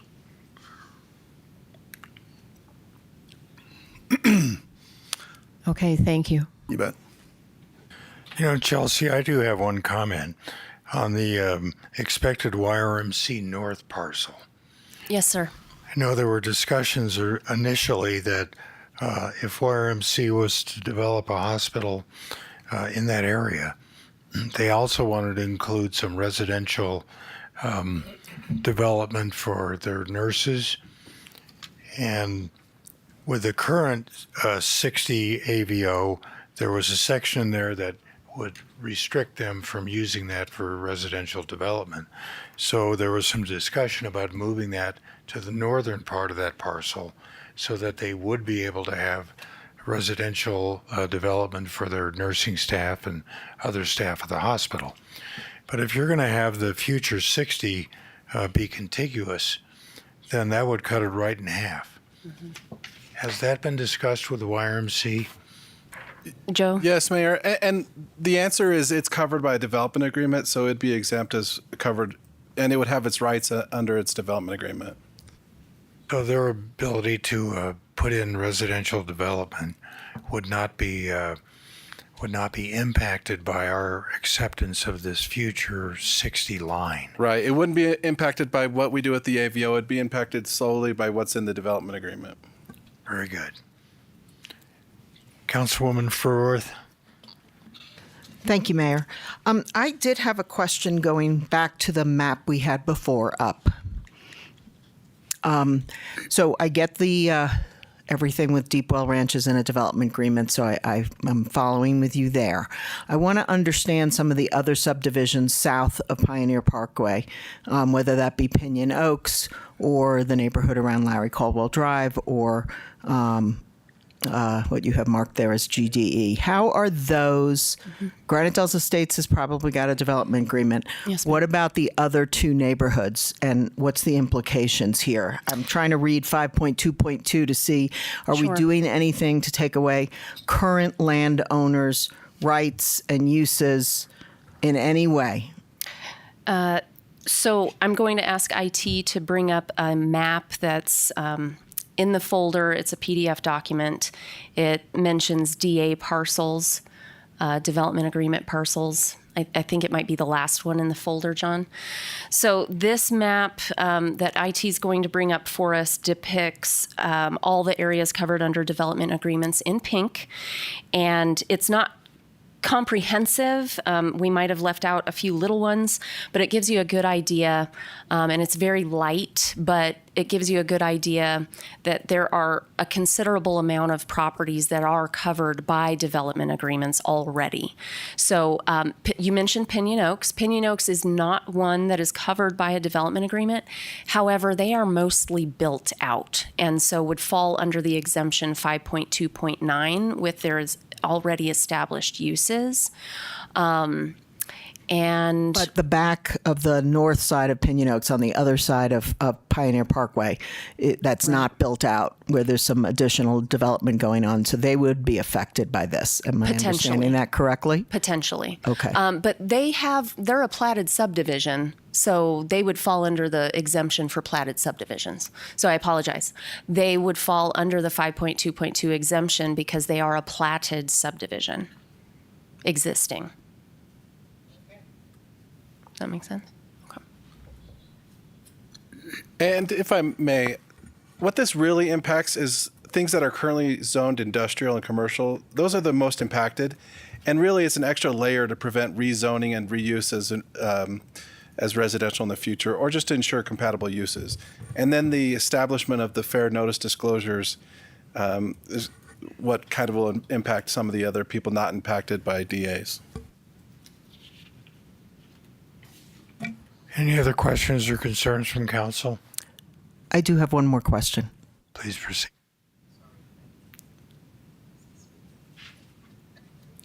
Sorry. Thank you. I'm tired and I'm not following protocol. So back to the AVO map, the white spaces that are outside of the city of Prescott, say Right. up north. If something was to get built in the county, it has not been annexed, and the county allows something to happen out there, then when we go to annex it, if we go to annex it someday, it would fall in as being exempted for current uses. If it was constructed within the county and it's pre-existing, Correct. and council chooses to annex that property, then you're annexing what's already there and existing. But any property that is not developed would then be subject to the AVO requirements. Got it. That's fair. Thanks. John, please transition to the PowerPoint.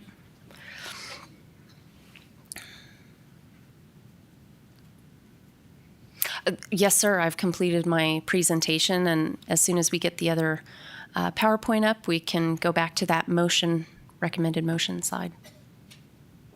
Well, we can take public comment now, I think. Okay. Michael Snell?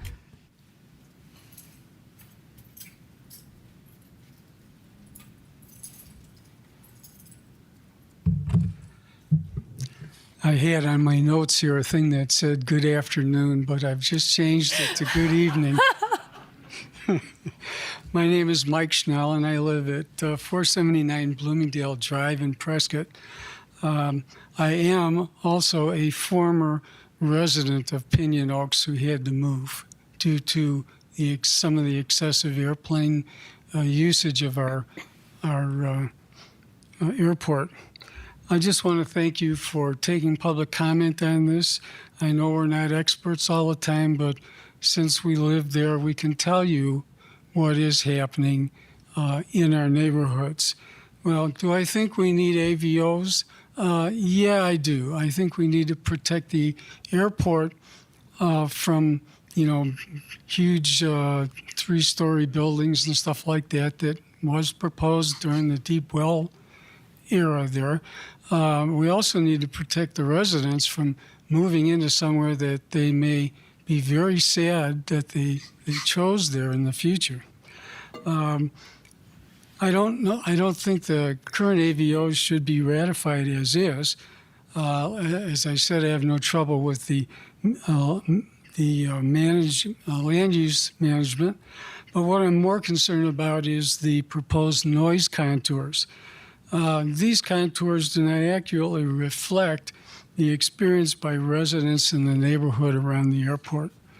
So according to the FAA database called Aircraft Noise for United States Certified Propeller-Driven Small Airplanes, the ubiquitous Cessna 172s are rated at anywhere from 71.3 to 77.4 dB.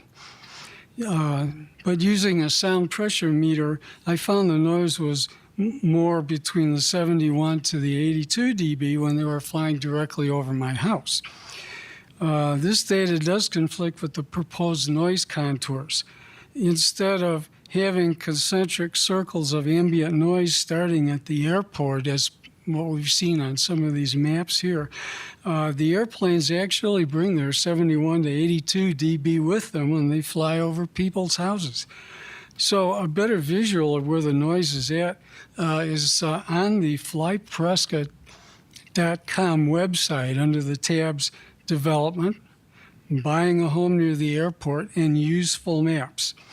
The first map, Flight Track Density 2019, shows the actual hot areas of airplane noise. And Pinion Oaks is, of course, right in the middle of it because everybody who takes off there has the pedal to the metal trying to get up to the altitude they need. A second chart further down, Prescott Regional Airport 2019 flight tracks May through October by Dibble Engineering shows even better how wide the hot areas are around the nearby neighborhoods. And this shows the wide ovals of noise around 21 left and 21 right. So why is this important? Well, most of the affected neighborhoods outside the 65 dB decibel zone, Pinion Oaks, Granite Dells, and now Hidden Hills, west of Pinion Oaks, if you live outside of the 65 dB zone, it will be hard, if not impossible, to get any federal money to retrofit your house with better doors, windows, and insulation. They had stuff on the Deepwell Ranch to require more insulation and whatever, but there's nothing for the existing houses.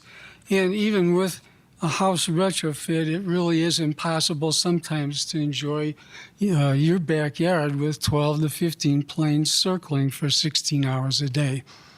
So in order to give the poor people that are not have not been able to have better insulation indoors and stuff like that. I think we need to have the company that did these things come back and explain in a public meeting why the noise contours don't jive with the flight tracks map I mentioned earlier and the experience of the residents in these areas. It's kind of hard to fix things that maybe have happened in the past, but it's always the right thing to try to do. So thank you very much. Michael Chandler.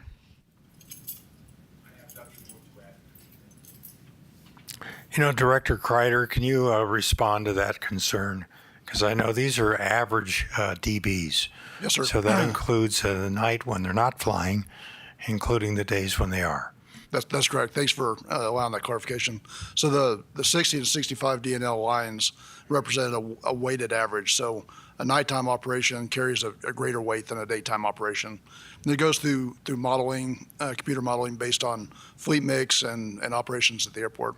In addition, I believe to inform the AVO recommendation, pardon my voice, I believe there was some actual noise monitoring done to really identify what the current DNLs were. So it is fairly precise, and I know there's always some confusion in that because the previous speaker is exactly right. A Cessna 172 has a higher decibel level than 60 or 65. It's that weighted average that we're really focused on that informs development. And I would also point out that with our intention to be able to lengthen that runway, then some of these smaller, higher noise aircraft will be able to take off earlier and then be able to gain altitude so they're not as impactful over Pinyon Oaks and some of these other areas. Darrell Ostermiller.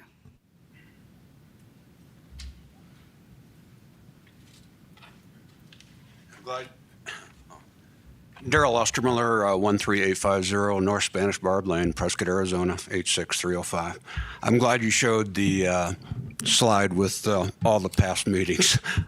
We've all been to all of them and had to make the last one. Just right following the comments by Airport Director and this gentleman, just last September, the FAA has moved forward in efforts to upgrade the civil aviation noise policy, reviewing, number one, whether to continue to use the day-night average sound level, two, evaluate the threshold for determining significant noise effects in environmental reviews, and three, evaluating effects on areas outside the 65 decibel contour area. The current AVO is a start, but landowners, developers, and the City of Prescott should consider any AVO a living document needing review from time to time. Prospective homeowners need to understand the significance of living near an airport with such a large footprint of traffic and the associated noise and accident threat. I'd like to thank Mayor Good and the present City Council for taking the challenges of this AVO that has neglected by others by far too long. I especially thank Dr. Robin Sabata, who had the intelligence, knowledge, and strength to tackle this long-needed AVO. Thank you. Jenna James. Mayor and Council, Jenna James.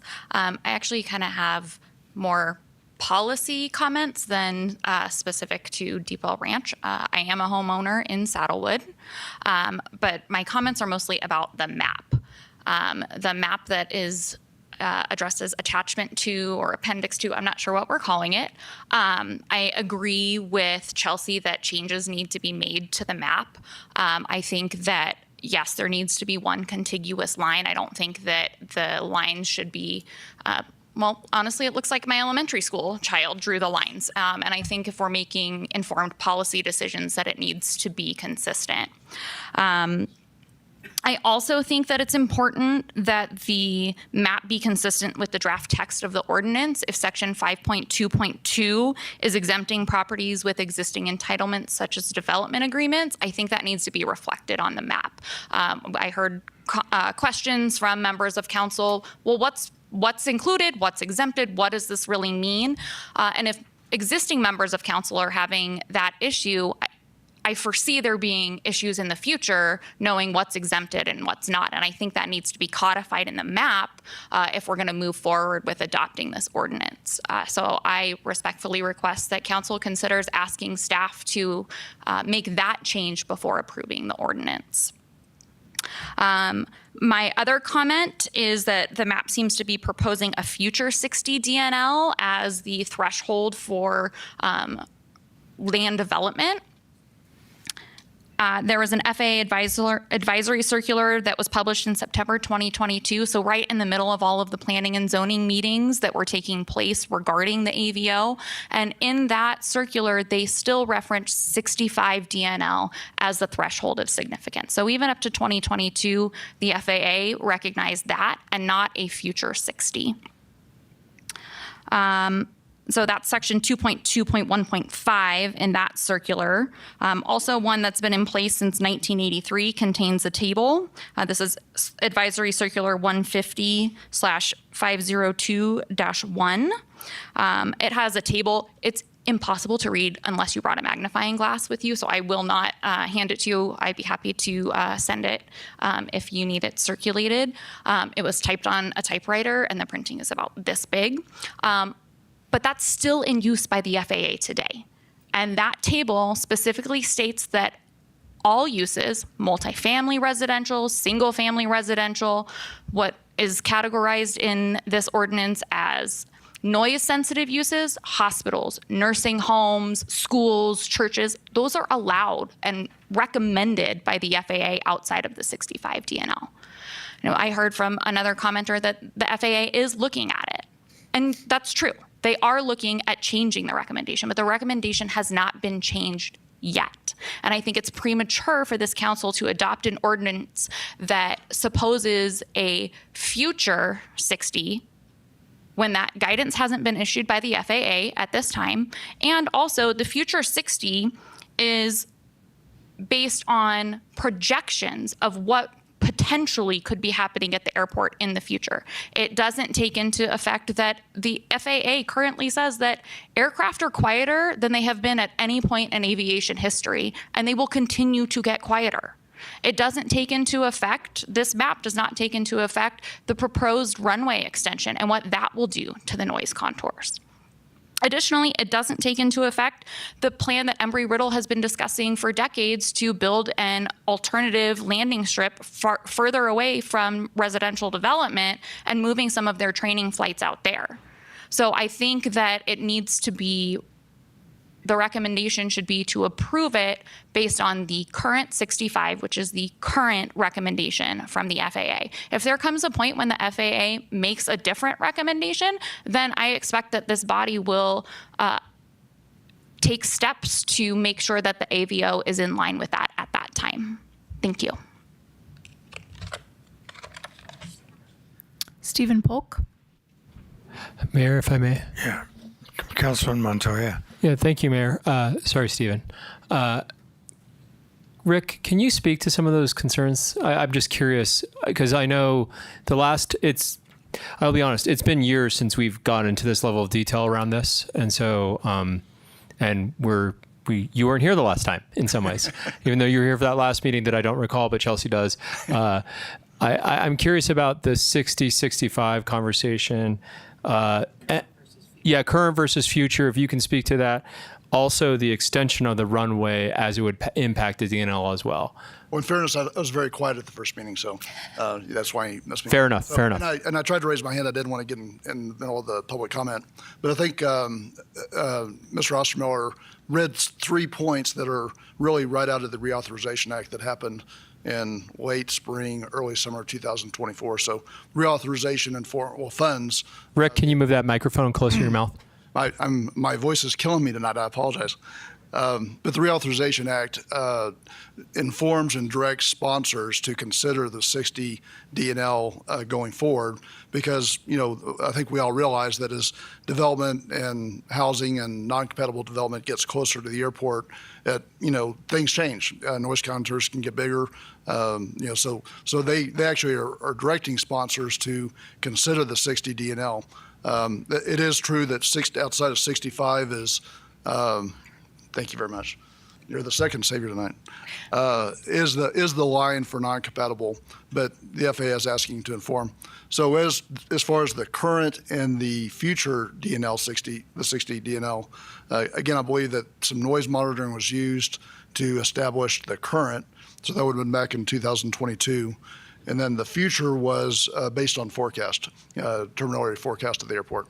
Okay, so I guess I understand and follow most of what you just said, but I guess my question is, what would you say about this idea between the idea of current guidance and future guidance and what we should do in terms of, do you think future 60 makes sense? I'm just trying to understand.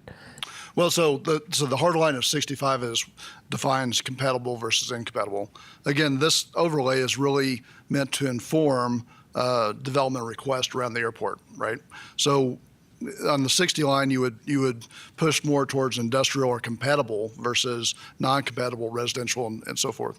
So I think the line is still valid. It does have there is some subjectivity to it, but it informs the fact that you are approaching that noise sensitive area. So again, consistent with legislation in 24, I think the 60 DNL is completely appropriate. And the future would be ideal because it, again, anticipates the growth in airport traffic. Does it anticipate the extension of the runway, though, is my question? It does not. The second part of the extension of the runway will change those noise contours. So specifically extend them to the north. So at the point, and this is, I think somebody made the comment earlier, this is in fact a living document. So at the point that the runway is extended, it would afford the opportunity to come back and revise these maps. I used the analogy the other day that it's hard to put the toothpaste back in the tube, right? It's much easier to get smaller. It's very hard to get bigger. So, okay. Did that answer your question this time? I Sort of. think so. Councilmember Rusing. Thank you. So what I say, this map isn't perfect. It's never going to be perfect. It should have been done a long time ago before the deep well annexation, but it wasn't. So we're doing the best we can. I support passing it today, and then we can make modifications as things change at the airport and things change around it. It is a living document, but the sooner we get it into place, no matter how watered down it is, the better. Thank you. Point of order, Mr. Mayor, we still have public comment.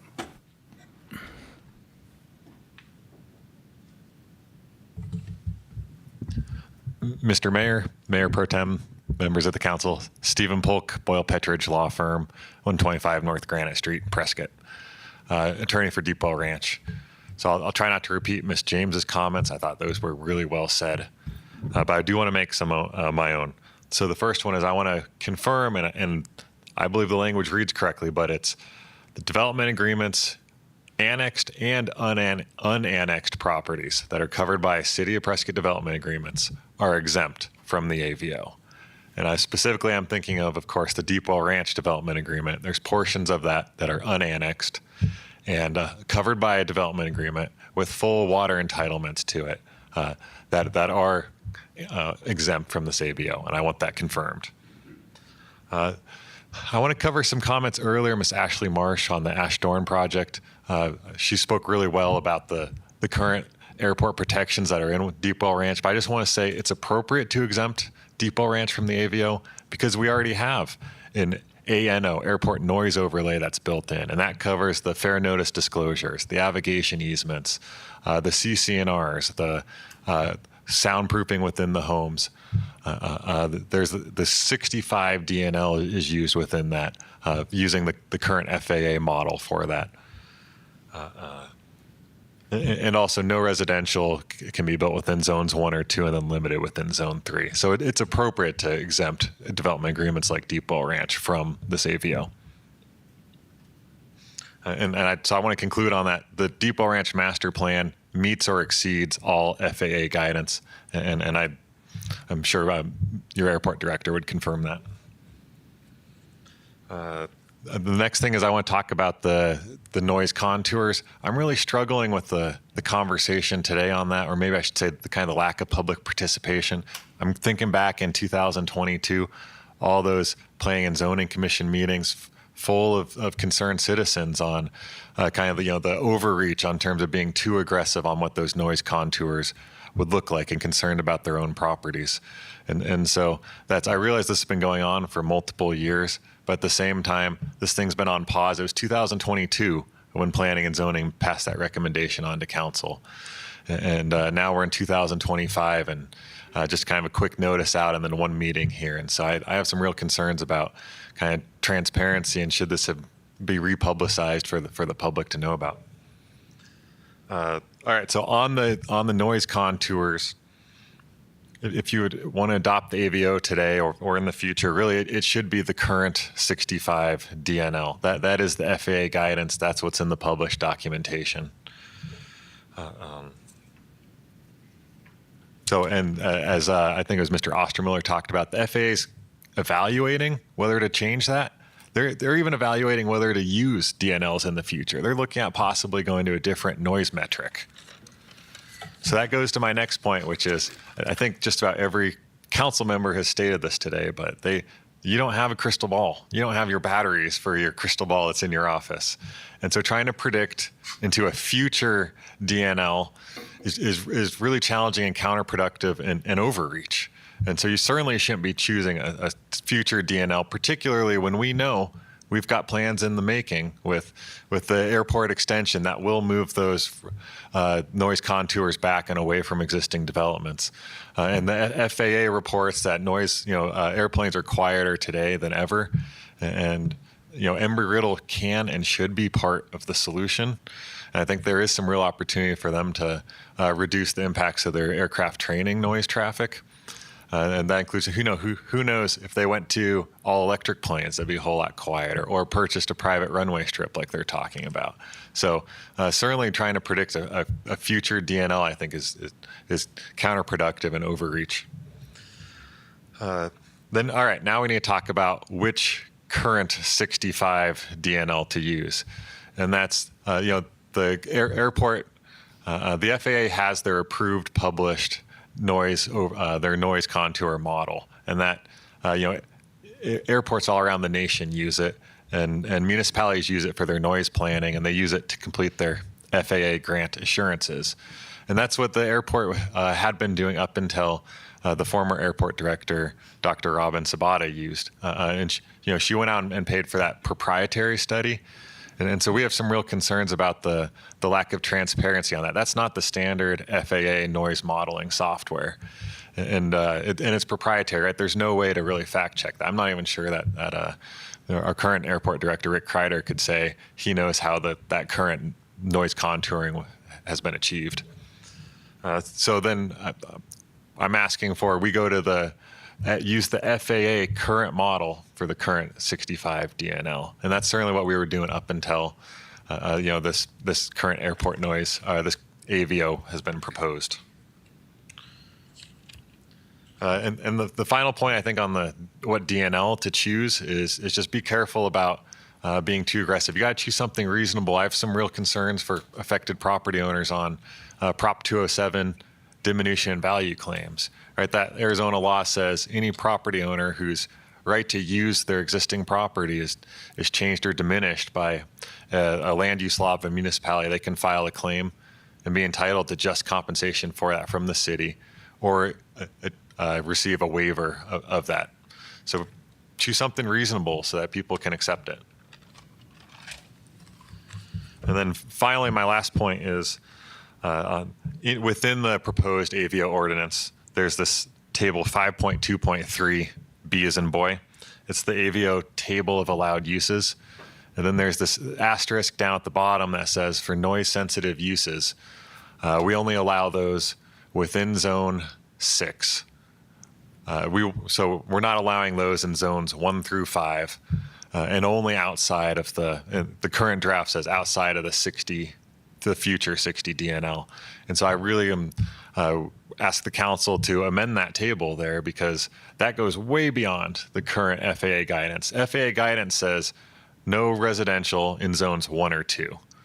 But zones 3 through 6, the FAA does not speak to preventing noise sensitive uses or housing in those zones. And so back that out, pick something more reasonable for where housing can be allowed. I'd recommend allowed in zones 3, 4, 5, or 6 for that. And so, but that concludes my thoughts. I'm available for any questions. Thank you. Councilwoman Furworth. David White.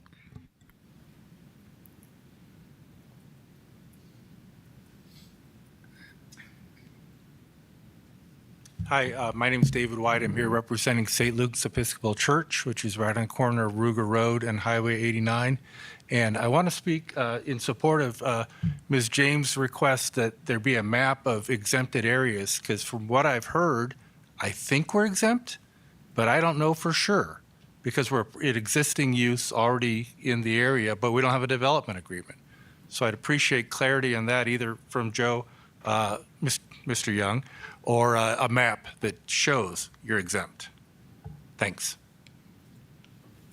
Yeah, I can just give the answer to that. They're not exempt in the same way development agreement areas are exempt. However, under the specific terms of the document, they're allowed to continue as the use they are and use it normally and even expand their use as they see fit. Yeah. Thank you. Jim Chamberlain.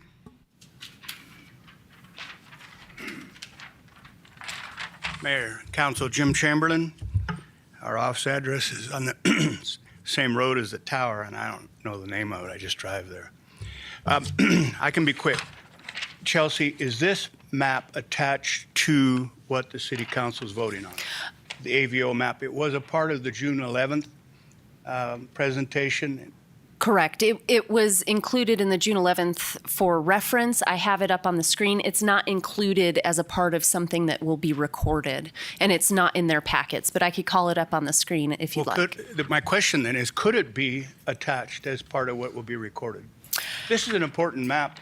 It answers some of the questions that council members have as it relates to what's included in the development agreement and what's not.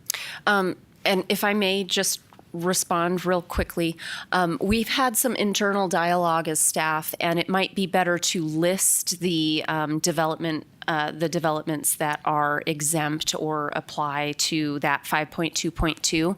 That is not a comprehensive. I mentioned that it doesn't have all of them, but I think perhaps a table or some sort of verbiage that lists them specifically out might be. But unless you list legal descriptions, wouldn't a map be a good exhibit to what you just recommended? Well, we could do the recorded name or a map, I guess. Yeah, there's different ways you can handle it. I mean, my initial answer would be the language of the AVO handles it by exempting out anything with the development agreement. If you listed the various development agreements, it would go to the development agreement, and that would include the legal descriptions and so forth, or a map. It's really up to council. I don't know what community development's suggestion is or on that. But. Mayor, point of order. It's 7 o'clock. I don't mind staying here as long as we need to, but what seems evident to me is that there's a good more deal of due diligence that needs to be done around this topic, because it seems like there are elements that are not ready for prime time in my assessment. I don't believe that's a point of order, but I understand your point. Thank you. Well, is there anything that would restrict us from including a map? No. No, we could. The map is a handy piece of paper. I agree, Jim. I think a map should And I be kind of included. agree with Councilman Montoya, because the presentation, educationally speaking, When you look at the 65 DNL existing map off of the website of the airport, the 65 DNL is inside the airport property lines. It doesn't go out to this futuristic consideration that's being given. You know, you talk about crystal ball.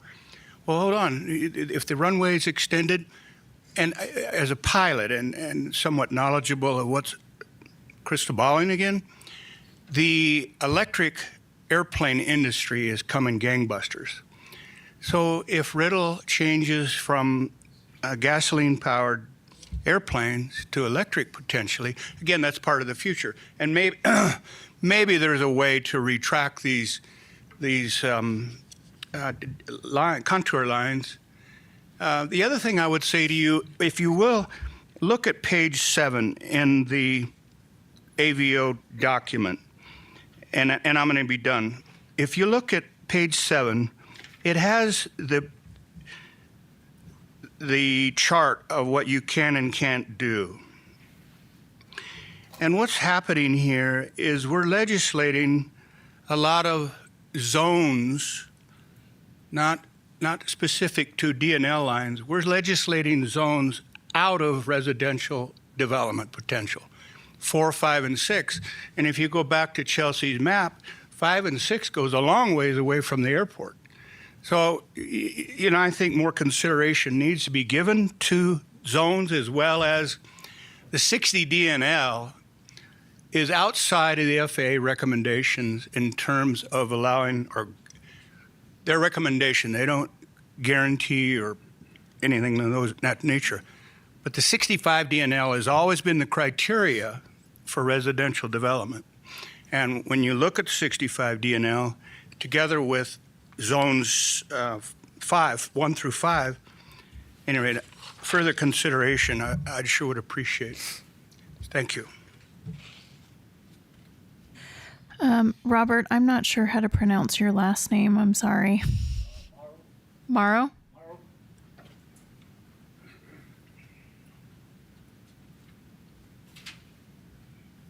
Robert Morrow. I live in the Westwood subdivision up in the Deepwell Ranch, 6811 Gables Trail. We've been there nearly 3 years. I had spoken when I remember Mr. Cambogi, is that how you pronounce it? Cambogi? Was on the Planning and Zoning Commission, so I was at a few of those meetings. My concern, and I don't really understand all these noise contour lines and whatnot. You can speak to my wife. She doesn't think I listen to her. Maybe I can't hear as well as some of you. But my concern is that Deepwell Ranch in Westwood is exempt. Yes? Mm-hmm. Okay. I've been in my house for nearly 3 years. And in about 5 years, my water softener, my water heater is going to be replaced. Okay? Last about 7, 8 years. And when I do that, the plumber is going to have to go and get a permit from the permit department, and you're going to extract a navigation easement from me. No. Is that correct? No, Deepwell Ranch has a blanket navigation easement already in the DA.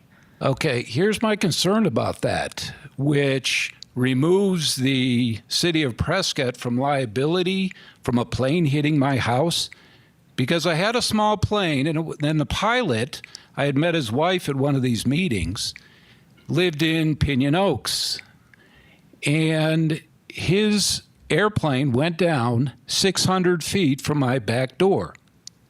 So I'm concerned about that. I don't know if these noise things can help me, can protect the value of my home, my family. So that's my concern. All right. Perhaps I don't understand what the navigation easement is doing. Did it transfer from Deepwell Ranch when I took title of the house? Yeah. It did. So it runs with the property, yes. It runs with the property. Okay. Thank you. Gary Wendell?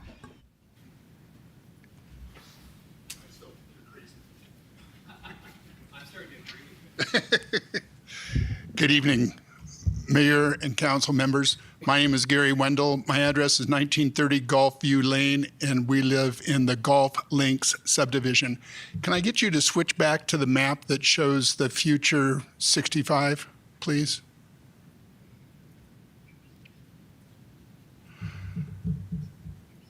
IT's pulling it up for us. Thank you, John. Okay. Can you zoom in a little bit for me? I don't know that we can do that. It's I'll use my highlighter. Oh, there we go. Then, Oops, hold on. I'll use my highlighter, John. Okay, right there, if you bring it down just a little bit more, down a little bit more. Thank you. That's my house. Oh, wow. I did not pay to get that line drawn with my house outside of the 65, but I have two neighbors that they're inside of the 65. And when you look at how it goes down, if you went to the left a little bit, you'll see how it makes an interesting jog. Karen Phan's house is outside of 65. Is there any reason why that development was written that way? Who had the elementary school? Somebody had elementary school children that drew the line. It doesn't make any sense at all. This is idiotic. Sound doesn't travel in those patterns. Planes don't travel in those patterns.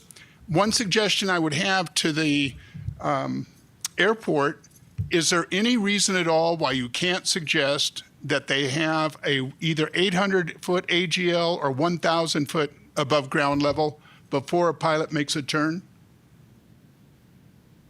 There is?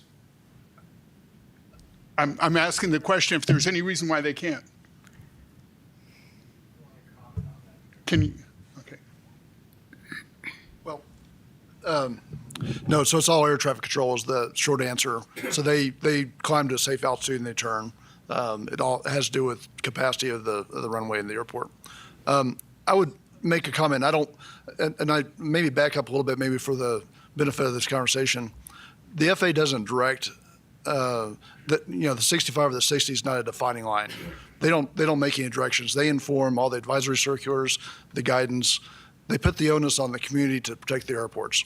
And so, as we've heard from several speakers before, maybe yourself, sir, that noise happens outside, impact happens outside. So this is all about protecting the airport and having compatible development, so that you've got a symbiotic relationship between the community and the airport itself. So I think that rather than putting so much emphasis on the line, whether it's 60 or 65 or future or current, really the spirit of this is about informing and informing development that makes some sense. And so to answer your question, I think that another important part of this conversation is as you extend, and there's a lot of energy, the community has invested in land. We're talking about extending the runway to the north.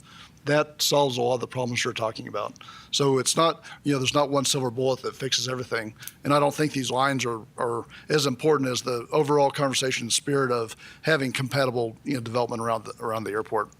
While I've got the mic, Mayor, just real quickly, our chair, Mike Getty, is watching online. He asked me to tell you that, as well as Jim Hoffman.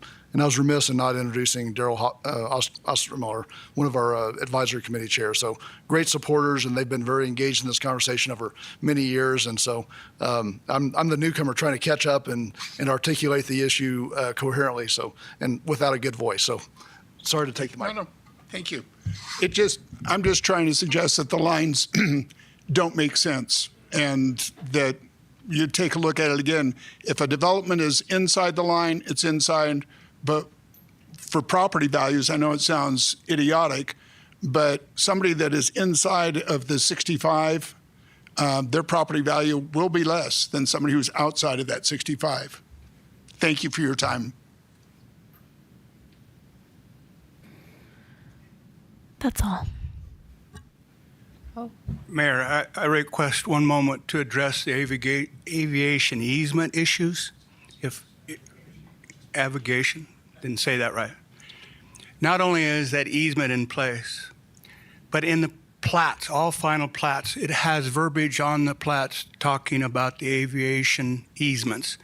In the preliminary title report, it does the same thing when a buyer is presented with the preliminary title report. In the documents for the PSA, we've required all sellers, new sellers, not second sellers, to have that verbiage in there. So this goes back to what you requested some years ago, Mayor, and that has all been complied with. And it keeps coming up, and so I'm trying to help. Well, I thank you for that, Jim. Just like your challenge to get it pronounced correctly, I don't think you take 1,000 people off the street and you say, what's a navigation easement, you wouldn't be able to get an answer. But it's an important easement to make sure that the people who do acquire and purchase homes around a very active airport, which I think right now we're rated maybe 23rd or 24th busiest airport in the whole United States, they need to know that. And I know that there are people who are buying properties sight unseen because they have a virtual tour of these homes, and they buy them, and then they realize, well, I knew I was buying next to an airport, but I didn't know it was going to be that busy. I mean, I think it was probably 6 or 7 years ago when I asked that we put a sign in each of the entrances and exits of Pinyon Oaks, just indicating that there's an airport within a mile or a mile and a half. And we heard a lot of objections from people who lived there because they were afraid if they leased their home, somebody wouldn't want to lease it because they're close to an airport. Well, let's just get real and realize that when you're close to one of the busiest airports in the country, there's going to be noise. And these AVO lines are a living document. They're going to change. But we can't make a decision on future use of all-electric planes or other things. We need to be able to have this enacted now because we're dealing with what's happening now. Now, if in the future things change, we extend the airport and maybe there's a change in those lines because of a lot of these aircraft being able to take off earlier and gain altitude, or if there's some other type of development in aircraft construction that makes them quieter, then there's going to be a change in those lines. But we have to be able to put this together now. I mean, for members of the council who are not familiar with this, the Planning and Zoning Commission has been dealing with this for many years. I must have gone to almost every single meeting as these were discussed and debated. Now, you didn't have to be on the council to attend. Any public member who was concerned about the airport could attend these meetings and get educated. So I think this has been studied and debated to death, and it's time for us to make a decision. So we do have a couple more comments here on council, but it's time for us to make a decision here. So I'll listen to a last couple of comments and then we'll move forward with a motion. Councilman Moore. Thank you, Mayor. I personally am not ready to move forward. We are being asked as a body to approve a recommendation that was made on December 8th of 2022. And there are people that are sitting on this dais who weren't even council members when this recommendation was made. I feel like we should have probably had a study session or something more recent to talk about this. It's obvious to me that there are too many unresolved issues and too many questions, and that we would be wrong to move forward with approving this at this time. I think it needs more review, just like our earlier conversation today when we were talking about the open space. So those are my comments. I will not support it. Councilman Montoya. Thank you, Mayor. I will say my big concerns are similar to Councilman Moore's. There was a gentleman who was here earlier tonight who got one of the circulars with that map, with this map on it that he could not read on the postcard, who brought it to me and said, am I exempted or not as a property owner? And I think that's what is giving me heartburn right now, is that there are still people who are super, super confused by this. And I would suggest that some of those people are sitting up here on the dais. And so, and some of them are even people who are no more than the rest of us. I would like it to be a lot more clear. I'd like to see, and I'll be clear, I support passing an AVO. I don't know that I support passing this right now because it feels half-baked. So those are my thoughts. Well, you were certainly on council when this was debated in planning and zoning, so I have a hard time understanding your misunderstanding of what this means. Councilman Gambogi. I'd like to call Rick Kreider back up to the podium. Yes, sir. As a lifetime proud owner of beagles, I know something about rabbit holes, and we're down in rabbit holes right now. Is there anything that you heard from the audience that would, and at this stage I'm a little confused, so I need some help. Is there anything you heard from the audience tonight that would cause you to change the AVO? No, in fact, I think some of the testimony from folks that have owned homes near the airport and regret that, or not regret that, but dislike the noise is affirmation for me that if this had been in place years ago, it may have informed better development. I am not an anti-development person. I think that development is fantastic. It's good for the community. I'm all about the compatible development, and that's really what this AVO speaks to. This is not perfect. I think that's been said many times. It's a good starting point, though, and it informs future development, and it certainly has opportunity for deviations or spirited conversations or debate. But to answer your question, I think the testimony about the homeowners that are very close proximity is affirmation to me that maybe it could have been done a little bit differently. The other really important element in this is all the great conversation about land acquisition and protection and extension is absolutely the right thing. Again, it weaves right into this because it makes this map better. And I think there'll be a day when we sit down and say, okay, things have changed a little bit. Let's improve this map. But pushing the can down the road, I wouldn't recommend. I think that there's a lot of goodness in this. I know that, again, our advisory committee has studied this as P&Z and members of the council for many years. There's a lot of heart, a lot of sweat that's gone into this. It's not perfect, but I think it's much better than doing nothing. That's my recommendation. And can you modify the AVO in the future? Absolutely. Correct me if I'm wrong, Chelsea, but Yeah, I mean, it would go through the same process. It would have to go. It's a rezoning, so it would have to go through all of the public hearings and all of the things. My last question is it still Tuesday? Yes, sir. All right. Councilwoman Furworth. Thank you, Mayor. I made a commitment to myself coming into this role that I would vote yes when I absolutely was positive that this was the right and best thing to do. And unfortunately, because of how long this has taken for you all to get it approved, I haven't gotten myself there. I wasn't doing the pre-work. I watched videos from 2022 while I was on vacation. And I'll have to say today, the discussion, current, future, blah, blah, blah, has my head spinning. And so I'm not prepared to vote yes like you want me to. I'm sorry I'm not there, but I made that commitment and I got to live up to it. So that's where I'm at today.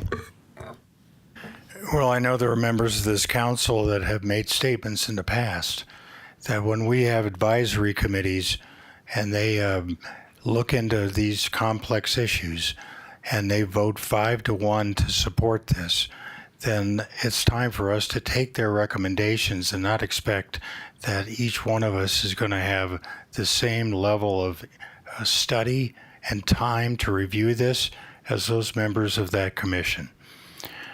So I'm just not prepared to kick this down the road again. If you're not going to vote yes for this, then you're going to be on the record for not protecting our airport. I'll entertain a motion. Mayor, I'd like to make one comment. You're out of order. Not recognized. Mayor, I move to approve WSA 24-045 and WSA 24. Mayor Pro Tem, that's not this item. Oh. Your motion is up there. Oh, I'm sorry. And you need to adopt the ordinance and the resolution. And do I also need to close the public Close hearing? the public hearing. Close the public hearing, a motion to adopt the resolution, and a motion to adopt the ordinance. Okay, sorry about that. So I move to close the public hearing. Second. We have a motion and a second. All in favor?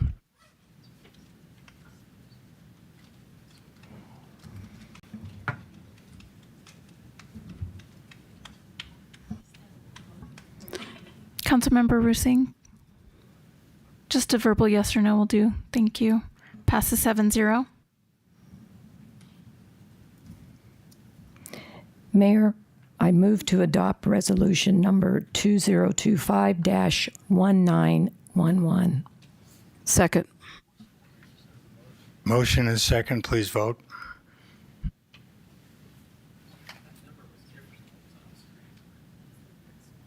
That's the resolution. The ordinance is what was on the screen. We need to. No. Your motion stands. This is for the adoption of the resolution, not the ordinance. This is for resolution 2025-1911. We have a motion and a second. So please vote.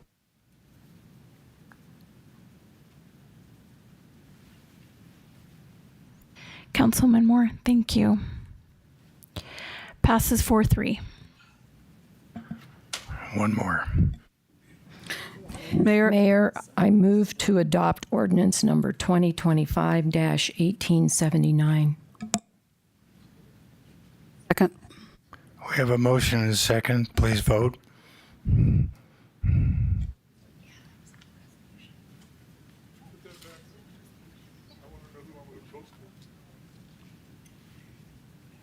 Passes 4-3. Excellent.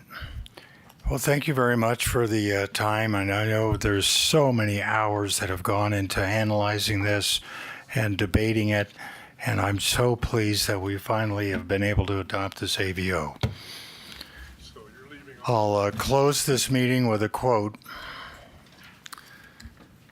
As we embark on next week on a new presidential administration, I'm reminded of one of my favorite quotes from Ronald Reagan. Freedom is a fragile thing and is never more than one generation away from extinction. We didn't pass it on to our children in the bloodstream. It must be fought for, protected, and handed on to them to do the same. Or one day we'll spend our sunset years telling our children and our children's children what it was once like in the United States, where people were free. This meeting is adjourned.